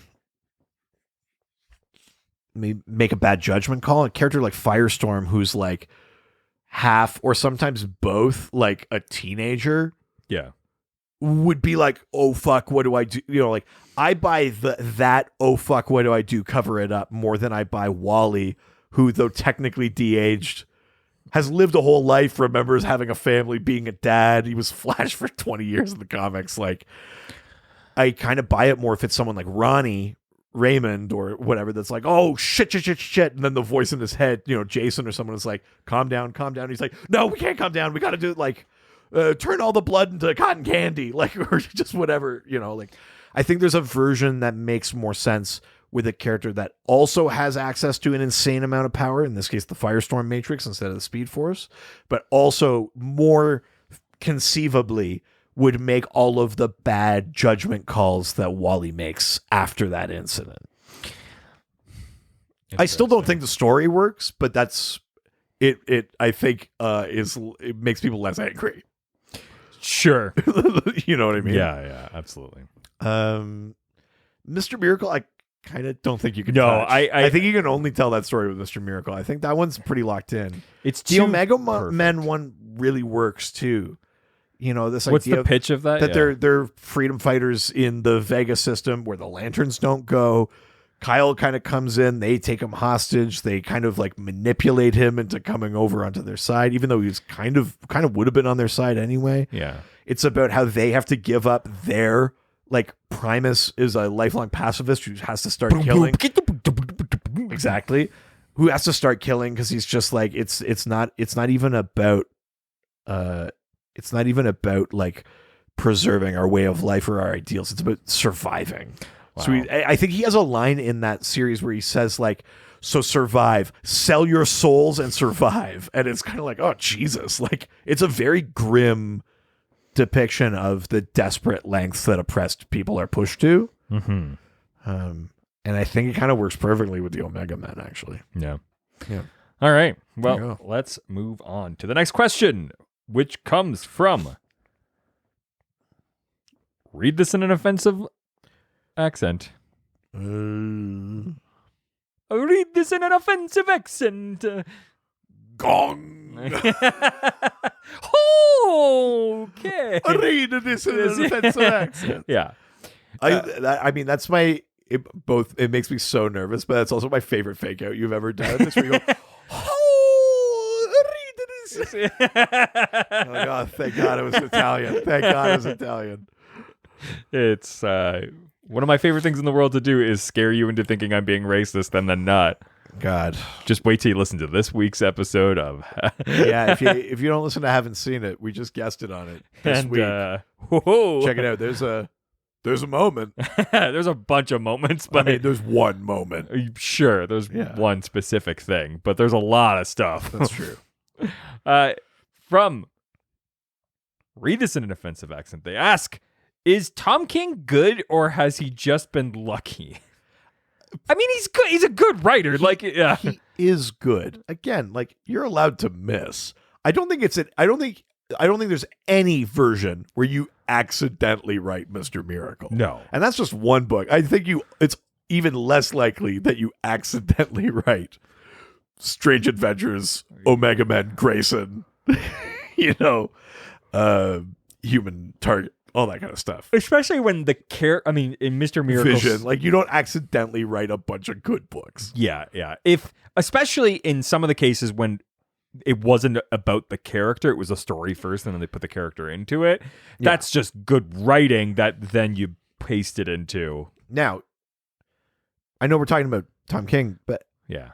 I also don't think this is luck. Well, certainly not now, but maybe in the early days, maybe if he had less control over it or whatever. King has been paired with some amazing artists. Sure, yeah. Mitch Gerrits, Clayman, Yeah. Bilquis. Sorry, there's a person named Clayman? Yeah. That's incredible. Yeah. Bilquis Evely. Of course they work for on DC. Supergirl. Greg Smallwood on Human Target. Ooh, poor guy. Mikhail Hanin for a large chunk of that Batman run. Yeah. I mean, just some powerhouse artists. And that goes a long way, too, because when you think of the defining features of some of these books, some of these things might have been his idea, but it's the aesthetic of Mr. Miracle that, really stands out. And that's Mitch Gerrits' own art style, or the beautiful art, Heroes in Crisis. Gerrits does a couple of issues, but it's mostly Clayman. Clayman. Anyone who played the Neverhood. Wow. Some really hauntingly beautiful stuff in that book, story aside. Yeah. I can't remember who did the art on the Dark Side War special. It makes me think of Francis Manapul, but it's not Francis Manapul. But at any rate, that I also don't think is luck, but it's certainly a contributing factor, because you could have the best story in the world, and if the art isn't doing its job in the storytelling, it still doesn't land. Sure. Especially in comics. Like, a good story with bad art is a bad story in comics, basically. Meh.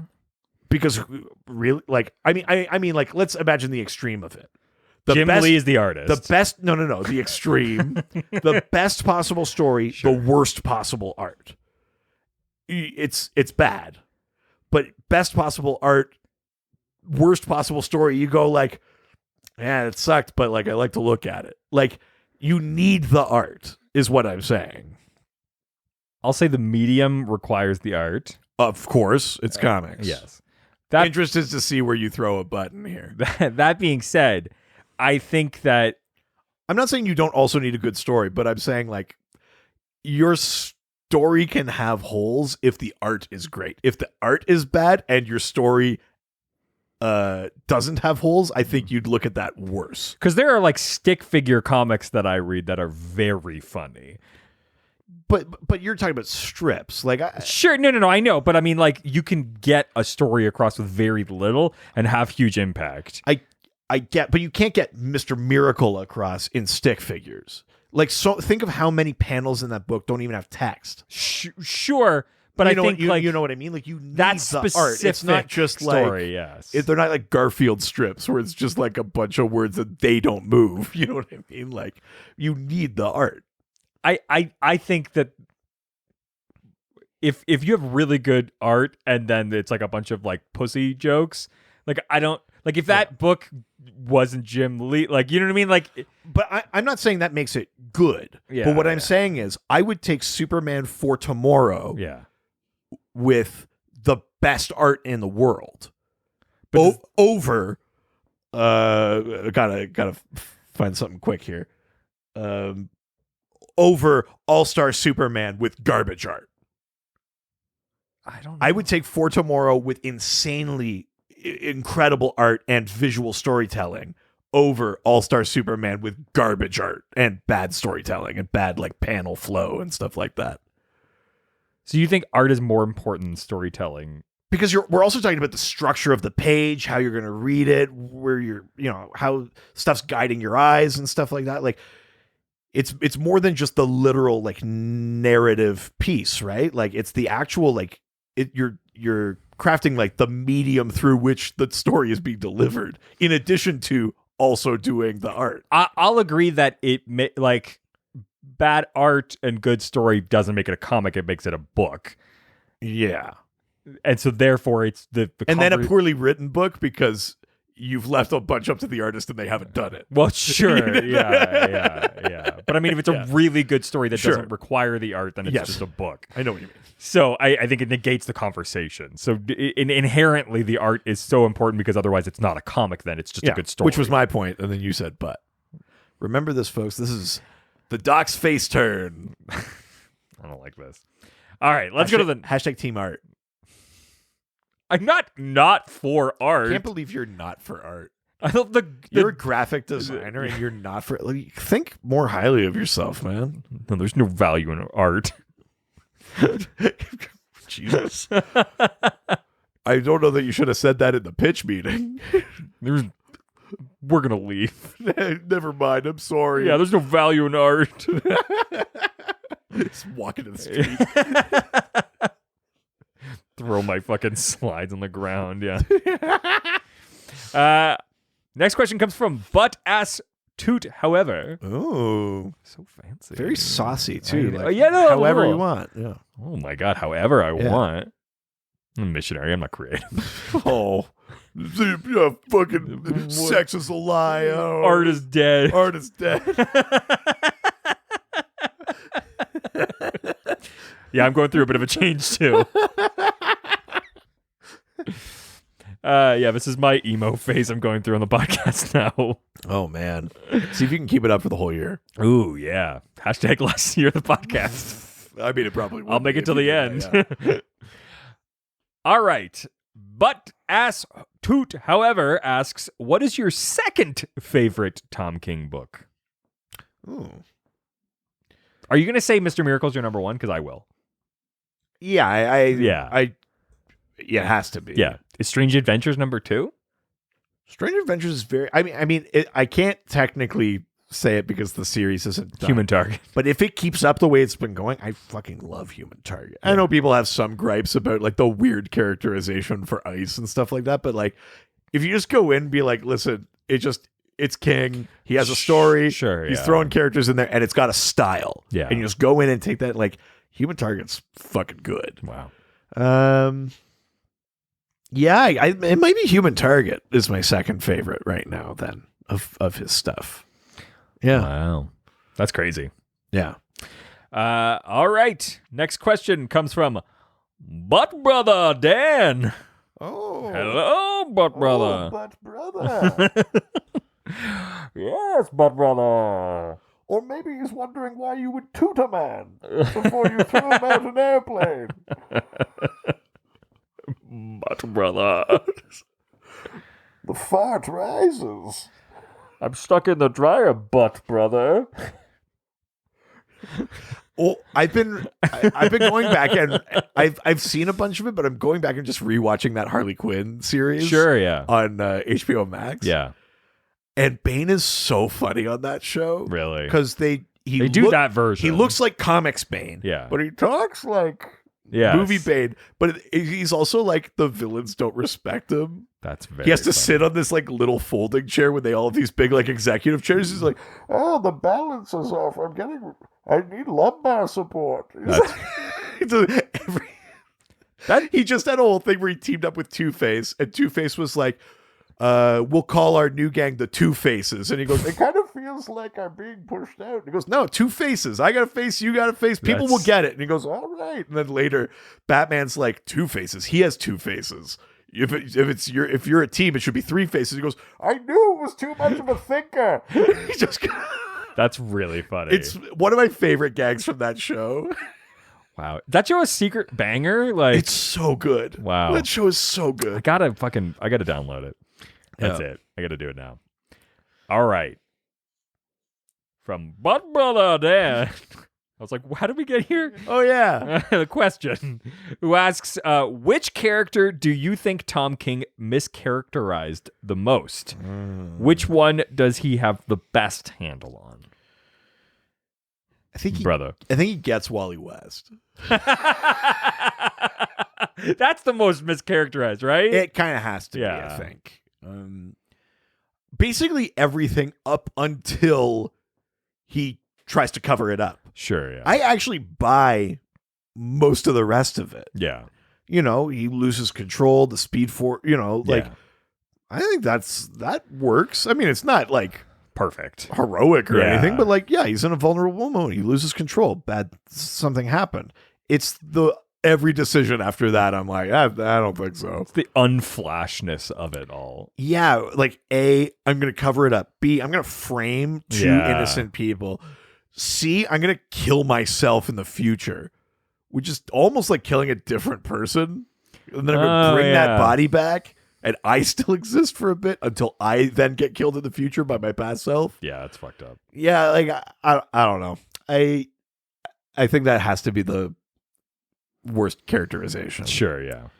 The best characterization. The one where not necessarily that you enjoy it the most, but they got that character's voice the best. He gets it right. Because here's the thing. I think like with Mr. Miracle. I think it's Barda. Well, yeah. I think Mr. Miracle is like, I like the way he writes but Scott. It's not like. I don't know that that's like the way I see Scott. It is now. Or the way that Scott has been written before that. I think that's the same thing with Adam Strange. Like, yeah, I mean, like I think they're good takes. Yes. It's not a knock on. It's not unbelievable to think the character will be like that. But it's a take. Yes. Now, if that just like sinks in and that's the take now, then like, yeah, great, that's awesome, that's dope. But if you're just looking at what happened up to then and then what was done, So I think Barda is the one he kind of gets, best. The mix of the anger and the strength, and also the exhaustion and the compassion and the concern. Like I think Barda's extremely well written. I think it's Light Ray. Fuck you, Light Ray. Yeah, amazing. I love it. All right, next question from Earth 51 Ryan, who asks, seriously, who are these two, and do they need a 12-issue maxi series where they are sad? Right. There's a very, I shouldn't say famous, just a Tom King tweet from a while ago. Sure. Where he found just like a random picture of these action figures or drawings or whatever. I think they're drawings from an action figure series. And he just circles two really obscure ones and goes, who are they? Did they need a 12-issue series where they're sad? That's very funny. So I'm going to just pull it up here so you can see. Tom That's really fun. I love that how like self-aware he is. Yeah. Who are these two? Yeah, here. Let's I'm gonna pull up this picture so to let you see them first. Okay. Yeah, this is his tweet. Okay. It's like a Cobra Commander situation on the one and So He-Man on the other. Yeah. So the two characters, you got to look it up. You could just type in Tom King. Who are these two? Yeah. And like the second Google result is this tweet. Sure. So it's drawings of characters from the Superpowers line of action figures. What's that line? So they're kind of based on the like Super Friends. Some of them were like kind of made for this action figures line. Sure. So one character has like a red cape and kind of like a gold harness and green belt pants. sort of thing. Yeah. That's El Dorado. Oh, El Dorado. Search for El Dorado. He has the power of teleportation, and he can also make like You can't find El Dorado because you have to transport to it. yeah. That makes sense now. Yeah. What, man? Now I'm just sad. El Dorado. I'm just getting in the mood. Oh, okay. He has the power to like teleport. I think using his cape, Sure. and then he also can make hologram illusions. I think is another power of his. Yeah. Most recent mention of El Dorado is probably in Doomsday Clock, where he's like a Mexican superhero. Yeah. He's on the Mexican super team. The other character is like holding his own face and he looks like a robot underneath. And that's a character called Cyclotron. Cyclotron is like a name used by other stuff in DC, but this Cyclotron I think was like made for this action figure line. Oh, okay. And then maybe appeared in a comic or something after. But bonkers.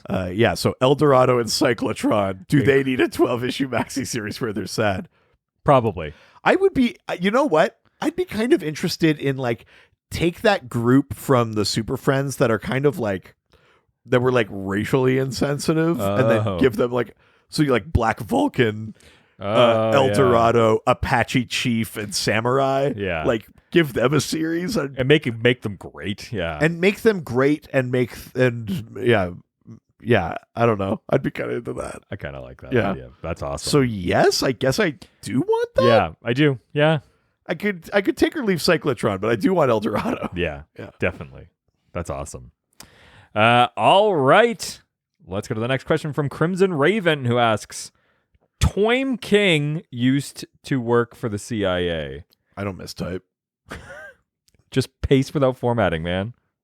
It's so easy. I don't like it. I'll show you. I showed you how to do it. Yeah, no, I know how to do it. I don't like it. It's not good. What don't you like about it?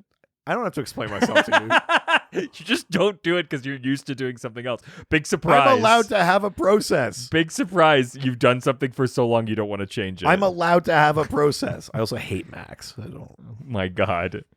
Somehow you broke the camera on the computer. I didn't break it, but also like it really slowed my work down. I kind of went back to using my other computer. Oh my God, you're this afternoon. Old ass PC. It's not old. It's new. It's just bad. It's only like 2 years old. It's cheap. I'll give you that. Yeah. I mean, listen, I can't argue that. Yeah. Macs are so good once you realize how to use They're not. They're good if you're like a designer, you're doing a bunch of video shit or whatever. If you just do copy like I do, it's like way less functional for just doing words and shit like that. What part? All of it. I hate it. You can't explain it even. I hate it. It doesn't matter. You just don't want to learn. The point is I hate it. You're an old dad and you don't want to change. The point is I hate it and it's bad and you can't make me. Well, I stand corrected. I was I talking. feel pretty good about the ground I'm standing on there. I was talking to my wife this evening, and I was saying how I know that you and I are friends because we can have an argument within like a few seconds and then immediately get past it. Yeah. Because like I dropped off that computer to you, and I was like, hey, there's a package that was on your desk that had my name on it. Yeah. And I was like, is that for me? And you were like, yeah, it's got your name on it. I was like, yeah, but it was on your desk.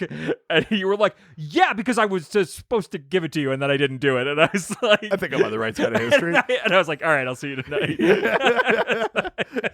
It was so hot. I like that you were like, he took something of mine, and I was like, I forgot. No, it was more of like, I got argumentative because you made me sound like an idiot because something with my name on it was on your desk. And I was like, well, then maybe there was like a plan for it. Like it was something that somebody sent you and you were supposed to like reveal it to me or something. Like, I don't know. But immediately you were like, you fucking idiot. It got your name on it. And I was like, yeah, but it's on your fucking desk. Sorry, are you saying that I come in hot? Oh, no. God, no. God forbid. So funny.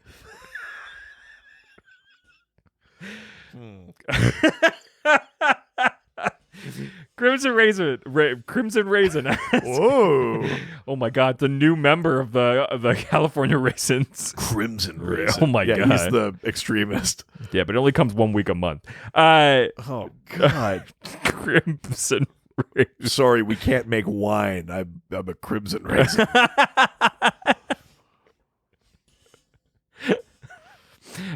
Tom King used to work for the CIA and apparently used his experience there while writing Grayson. I mean, and everything else. Yes, is there? I mean, do you think King writes about the horrors of war and PTSD? Yeah, God forbid.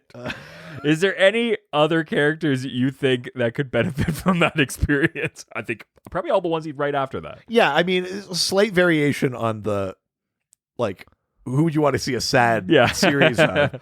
It's like, maybe what's another character very well suited to this sort of specific... Sergeant Rock. Yeah, I mean... Yeah, I mean, yes. Take like an actual... military character. Yeah, I mean, I know that's not espionage, but like just... Neither is Mr. Miracle. Yeah. You know? A very obvious... Sure, yeah. One would be Sergeant Rock. Yeah.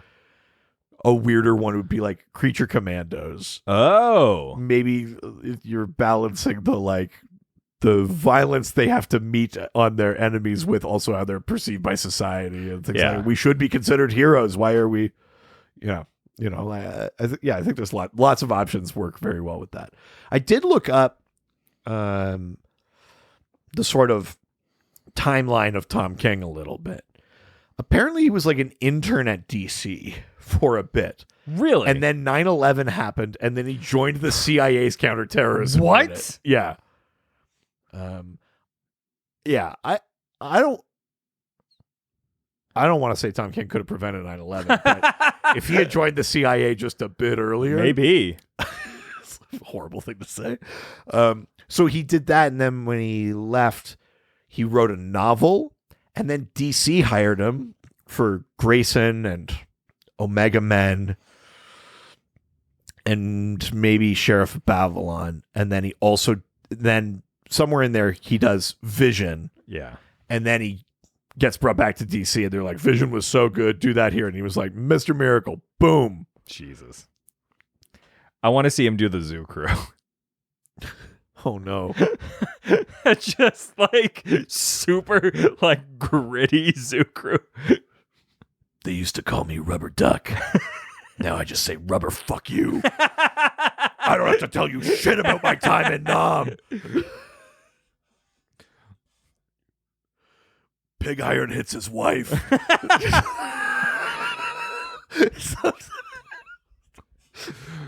Dr. Hoot. What about me? Me. Feline Faust walked onto the railway tracks last night. So horrifying. Tom King is the Zoo Crew. Oh no. Yeah, that's what I need to see. I mean, that's funny as hell. Jesus. All right. Last question from Jude Ass Worshipper of the Butt. Ooh. Oh yeah. I'm now part of something called the Butt Scored. I mean, it was bound to happen. There's like a lot of like, it's very like kind of culty. Oh, is it? It's like a literal. Our Discord is a No. cult-like? It's a different Discord I'm sorry, what? called the Butt Scored. I'll show it to you right now. I wasn't invited? Yeah, well, I'm kind of the favorite. So. Yeah, that's how Or you maybe stay. they think I need more salvation than you do. Yeah. This is like the picture is like a kind of Christ figure.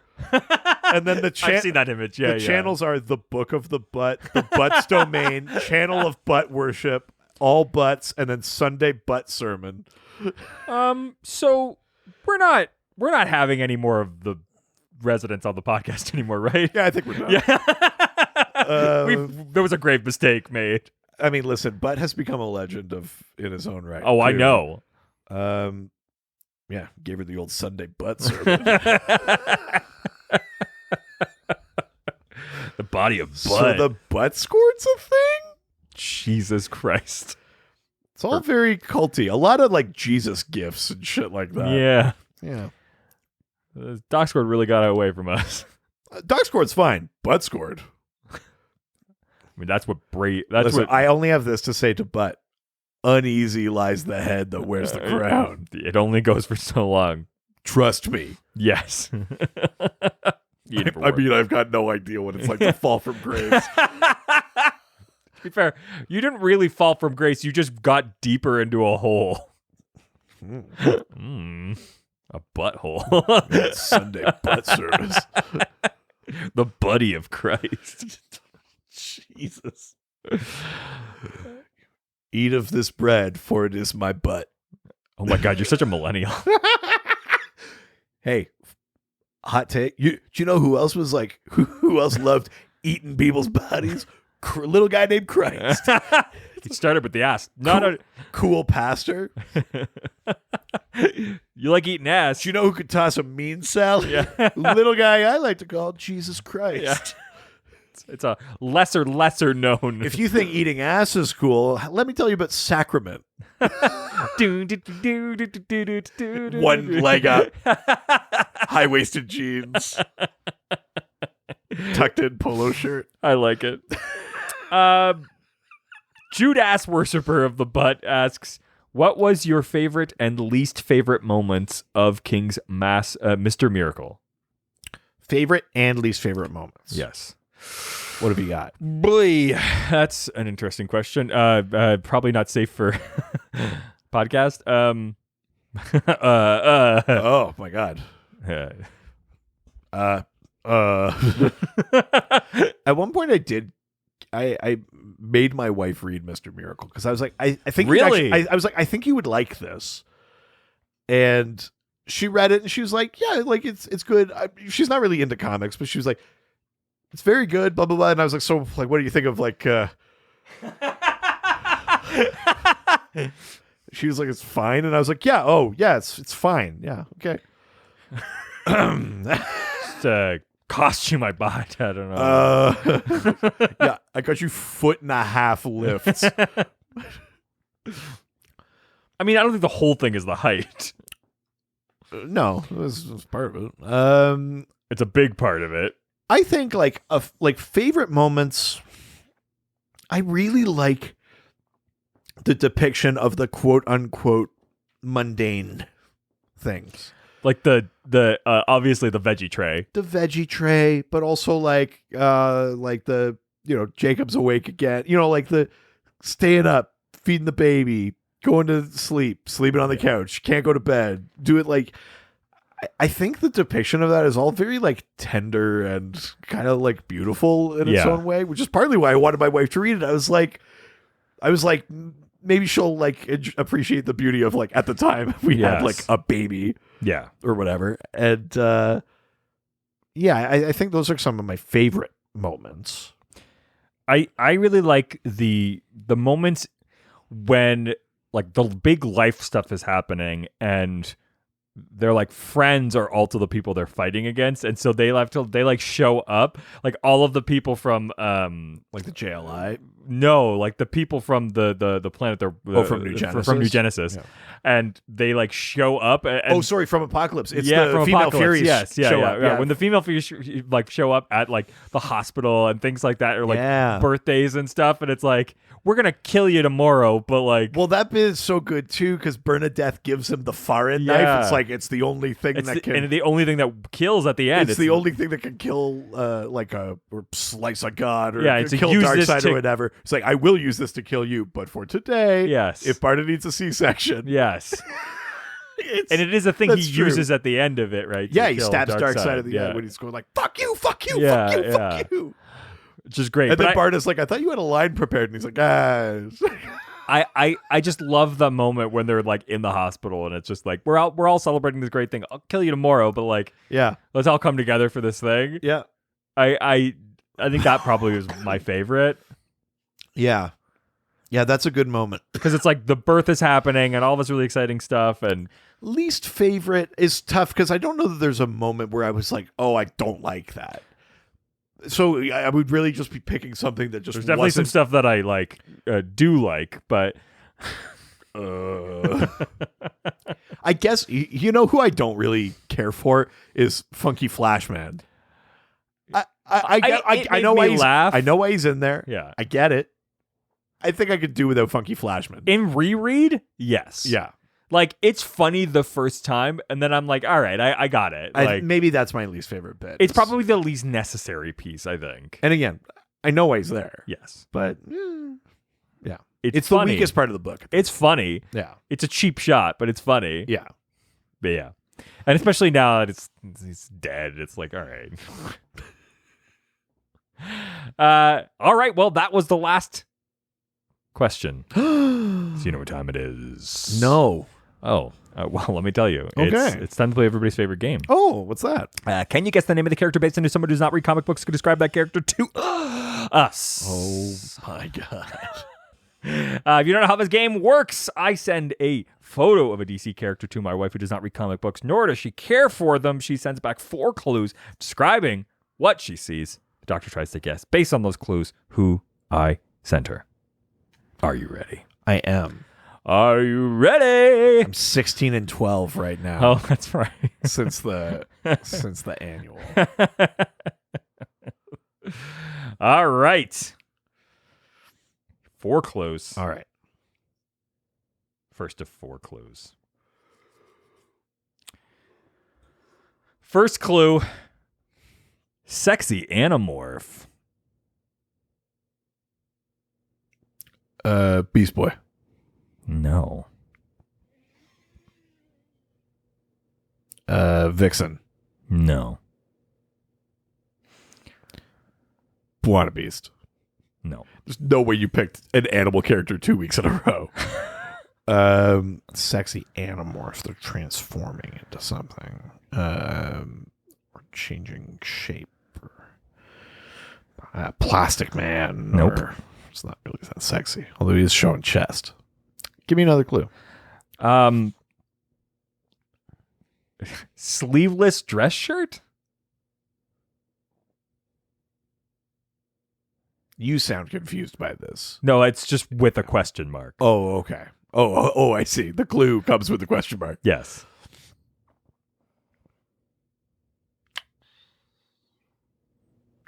Transforms.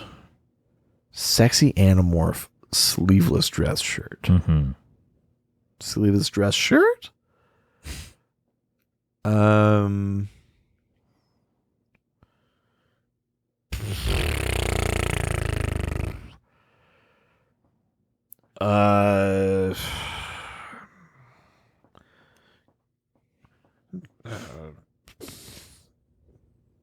I fully don't know, but Third clue? yeah. Tiniest wrists ever. No wonder they're holding a pretend gun.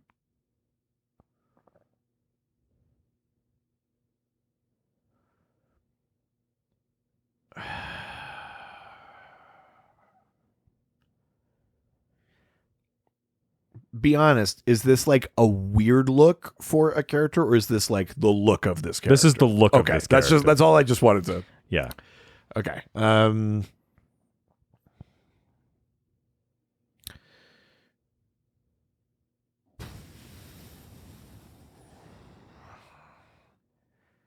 Emperor Penguin? No.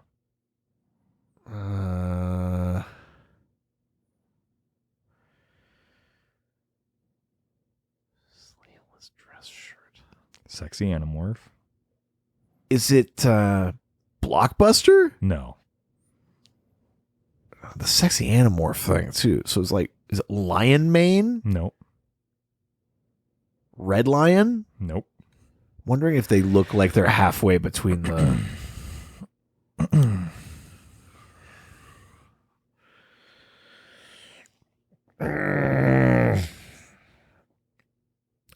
Last clue, I guess. Final clue. Tailspin Police Enforcement. God, it would help if I could recall more about Tailspin than just Chip and Dale. I don't even know if that is the thing. Oh. I don't think that's what she was referencing. Oh, I see. Oh.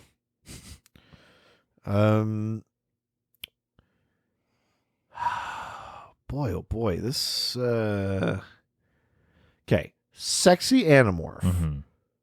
Sleeveless dress shirt? Sorry, the third one? Tiny wrists and a pretend gun. Pretend gun.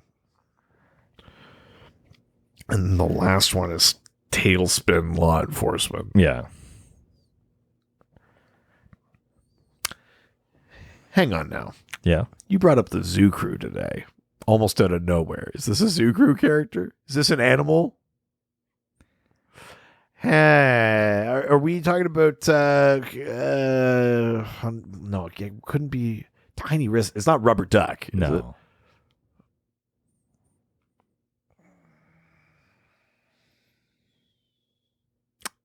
I'll say it's not. Fuck. To say it's not an animal is a confusing statement. Sure, yeah, no, I know that's not a yeah. Must be between things, so it's some kind of like. Is it like what was it called, like Northwind or whatever, that like that Featherin character? No. Or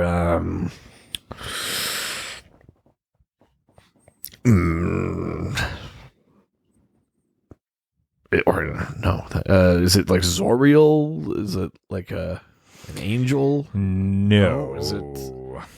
I don't know. I don't know. I'm going to say this is a newer character. Okay. Do you want to see the photo? I do. Yeah. I don't know this. Okay.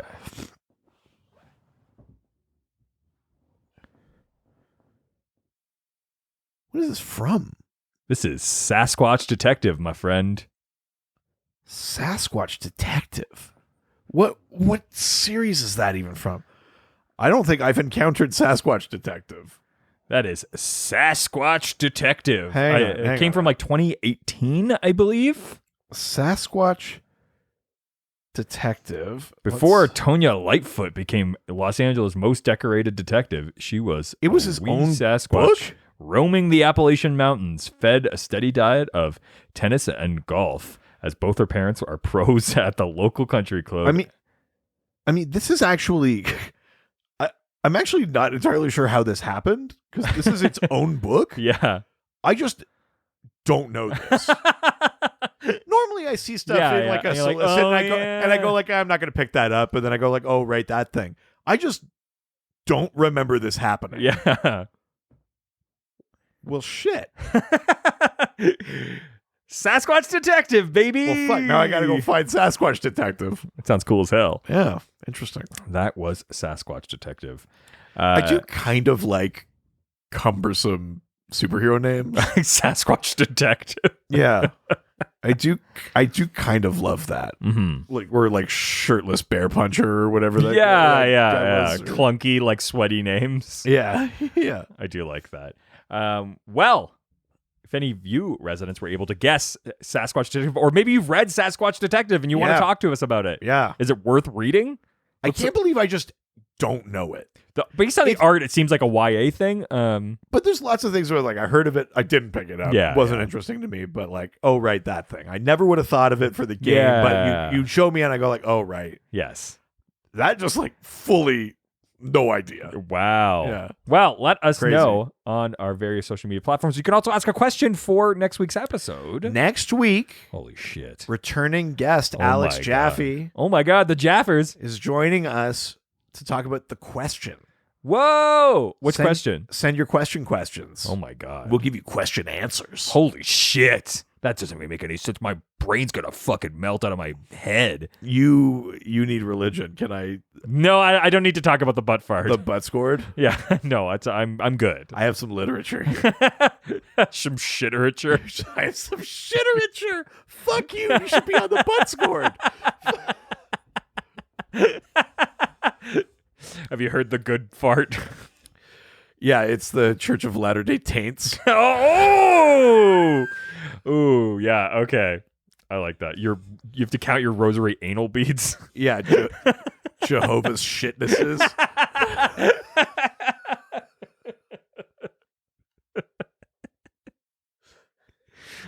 I'm an assolic. There it is. No, yeah. that doesn't it work. doesn't work, no. No, wait for it. Jehovah's Witness.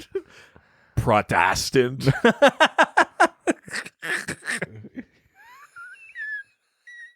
You can send all those ass-related things to our social media platforms, like our Facebook, Dr. DC Podcast. our Twitter, At Dr. DC. our Instagram, Dr. DC Podcast. our email, DrDCPodcast@gmail.com. our Reddit. r/Dr_DC. Give us a phone call like we got today. That's right. 208-917-3238. The doc phone is always open, 208-917-DCEU. If you're of the nasty variety. Oh, maybe you should be on the butt score. My lord. Oh.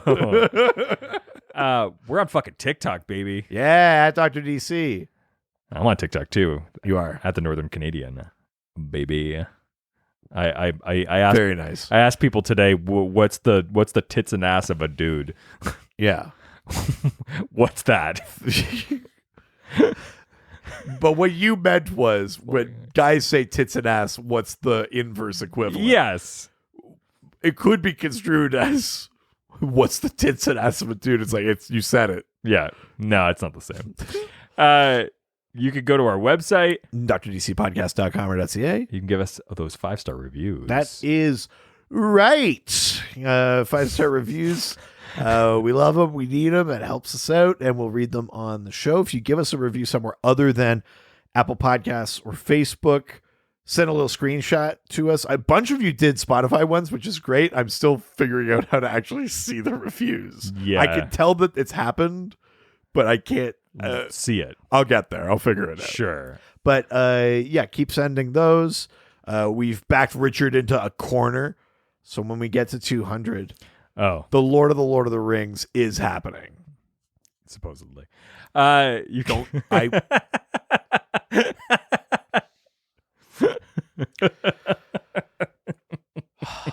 Our butt who art in undies. Oh, that's good. Yeah, that's good. The Father, the Son, and the Holy Butt. Yeah. I don't know, man. Send us physical mail to Richard Eden or Reed Vanier at 301 Hogue Street, Whitehorse, Yukon, Canada, Y1A1V8. Speaking of mail, we got some. Holy shit. So why don't we go through it? Yeah, we're fucking halting the end. Yeah, you thought you were about to finish? Yeah, I'm going to fucking edge Consider this ruined plugs. Yeah, we got some fucking mail, and we're going to open it for you. Yeah, we got mail. We thought that would be fun. So, or rather, Richard thought that would be fun. I was perfectly content to open it not on mic. That's true. But I was like, we got it. Now you also get to handed this to me with no knife or anything. It's all tape.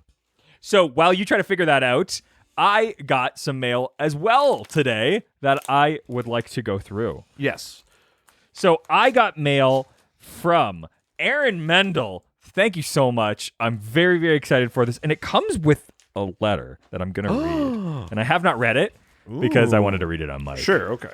So hopefully it says good things. God, I hope it doesn't. I hope it says stuff that I will have to delete I'll later. never forgive you for what you did. I know that the mail's late, but I've been holding your family hostage. Oh, God. Yeah. No, figure it out. My dearest Richard, I write to tell you a story. A story of your oh my God. A story of your beloved co-host being a ditzy bitch. Oh, damn it. He's bringing this up. He told me he was going to bring this up. On June 4th, I was waiting for this to drop. we discussed me buying some trades for him and mailing them, for which the doctor, aforementioned as a dizzy bitch, would pay me. In the same discussion, he attempted to coerce me into laundering money for him to one Robert Venditti. That's true. I did do that. Wow. On June 10th, I informed him I had found the books he requested and the reasonable price of $30 USD. He informed me that he would send it as soon as I can. He, in fact, did not. That is also true. I did not. We talked again on August 30th, and despite seeing the above conversation, he did not send me the money. I mean, I'm not paying attention to old conversations. I live in the moment, baby. No, it was not until a passing comment on December 3rd, almost a full 6 months after the agreement was struck, that the doctor became aware of this. At first, he claimed denial, saying I was at fault. But soon, that lie fell apart. Okay, hang on. Like so much sand. He probably talks about this, but I was like, no way, for real? Like, I was like, I remember paying you for something. And I went to my PayPal and I was like, I did pay you. It's like here in January or whatever. I forgot that there was like another round of stuff that happened. I was like, I paid you. What happened? Like, did it get lost somewhere? And he was like, no, that was like the first one. That's very funny. So, I write this to you, sweet Richard, to fulfill a promise. I addressed this package to you and trust you will give the doctor what he deserves from it. Sincerely, Cosmic DM. I'm so sorry. So he told me, I was like, oh my God, I'm so sorry. He's like, I'll save this. I'll use it. So there is a book. Whoa. A Swamp Thing novel? Yes. David Houston and Len Wein. There is another book. Whoa. Oh, Immortal Hulk. Volume 1. This is that Ewing joint people have been telling me about. Another book. Miles Morales Ultimate Spider-Man Revival. And one final book. And it looks like there's something tucked into it, which I'm not going to read because it's tucked in there. But maybe you should. Frog Catchers. I don't know what's that. Well, how do you know I should read it? I don't know. It's in there. I don't know what it is. Ooh, looks like this was an advanced copy. Oh. Interesting. Lots there of you cool go. stuff in there. Holy shit. So cool. Holy shit. Wow. Finally. Thank you. I'm so sorry. God, all I needed was the letter from that, even though it was addressed to me, and now I just gave you all the stuff I got. I'm so sorry. So now 2 people have been fucking pulled into this whole thing. I am ashamed. You are ashamed? It's an old Jacob here joke. Oh, okay. So you've gotten through like one layer, it looks like. Yeah. So the other package that we got. Yeah. So first of all, thank you, Cosmic DM, and I'm sorry, and I'm sorry. Yeah. And obviously, I'm sorry. Yeah.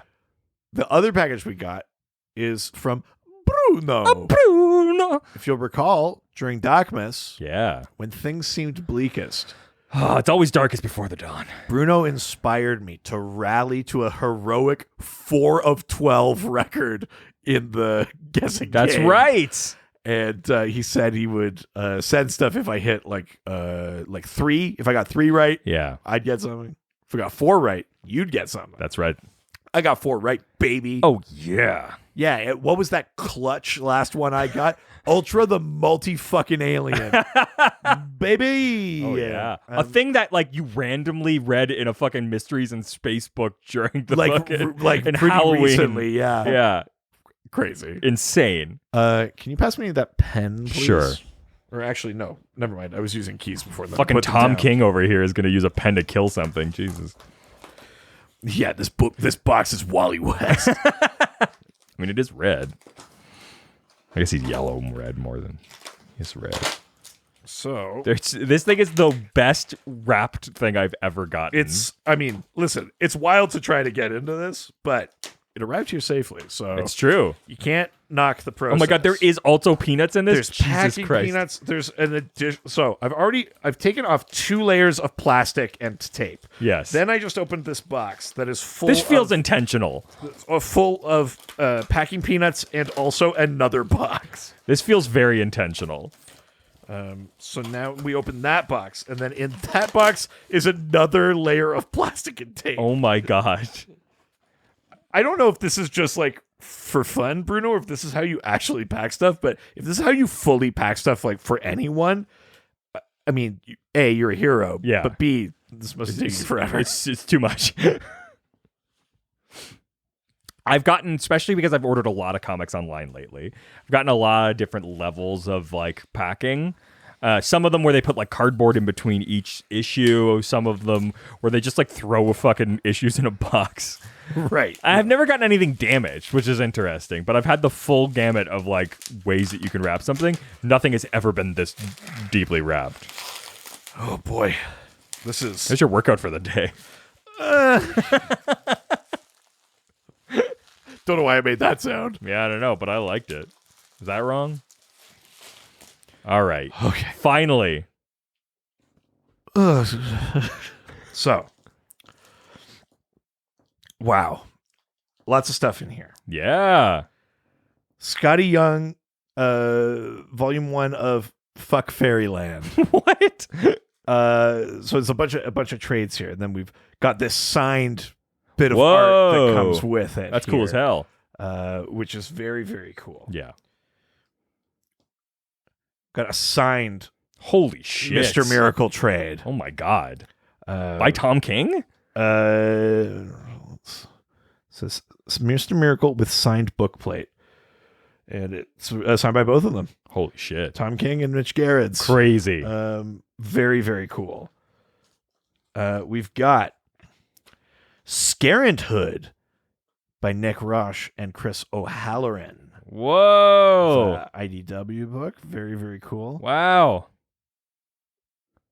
And it's got a signed bookplate, and the book is signed. Whoa.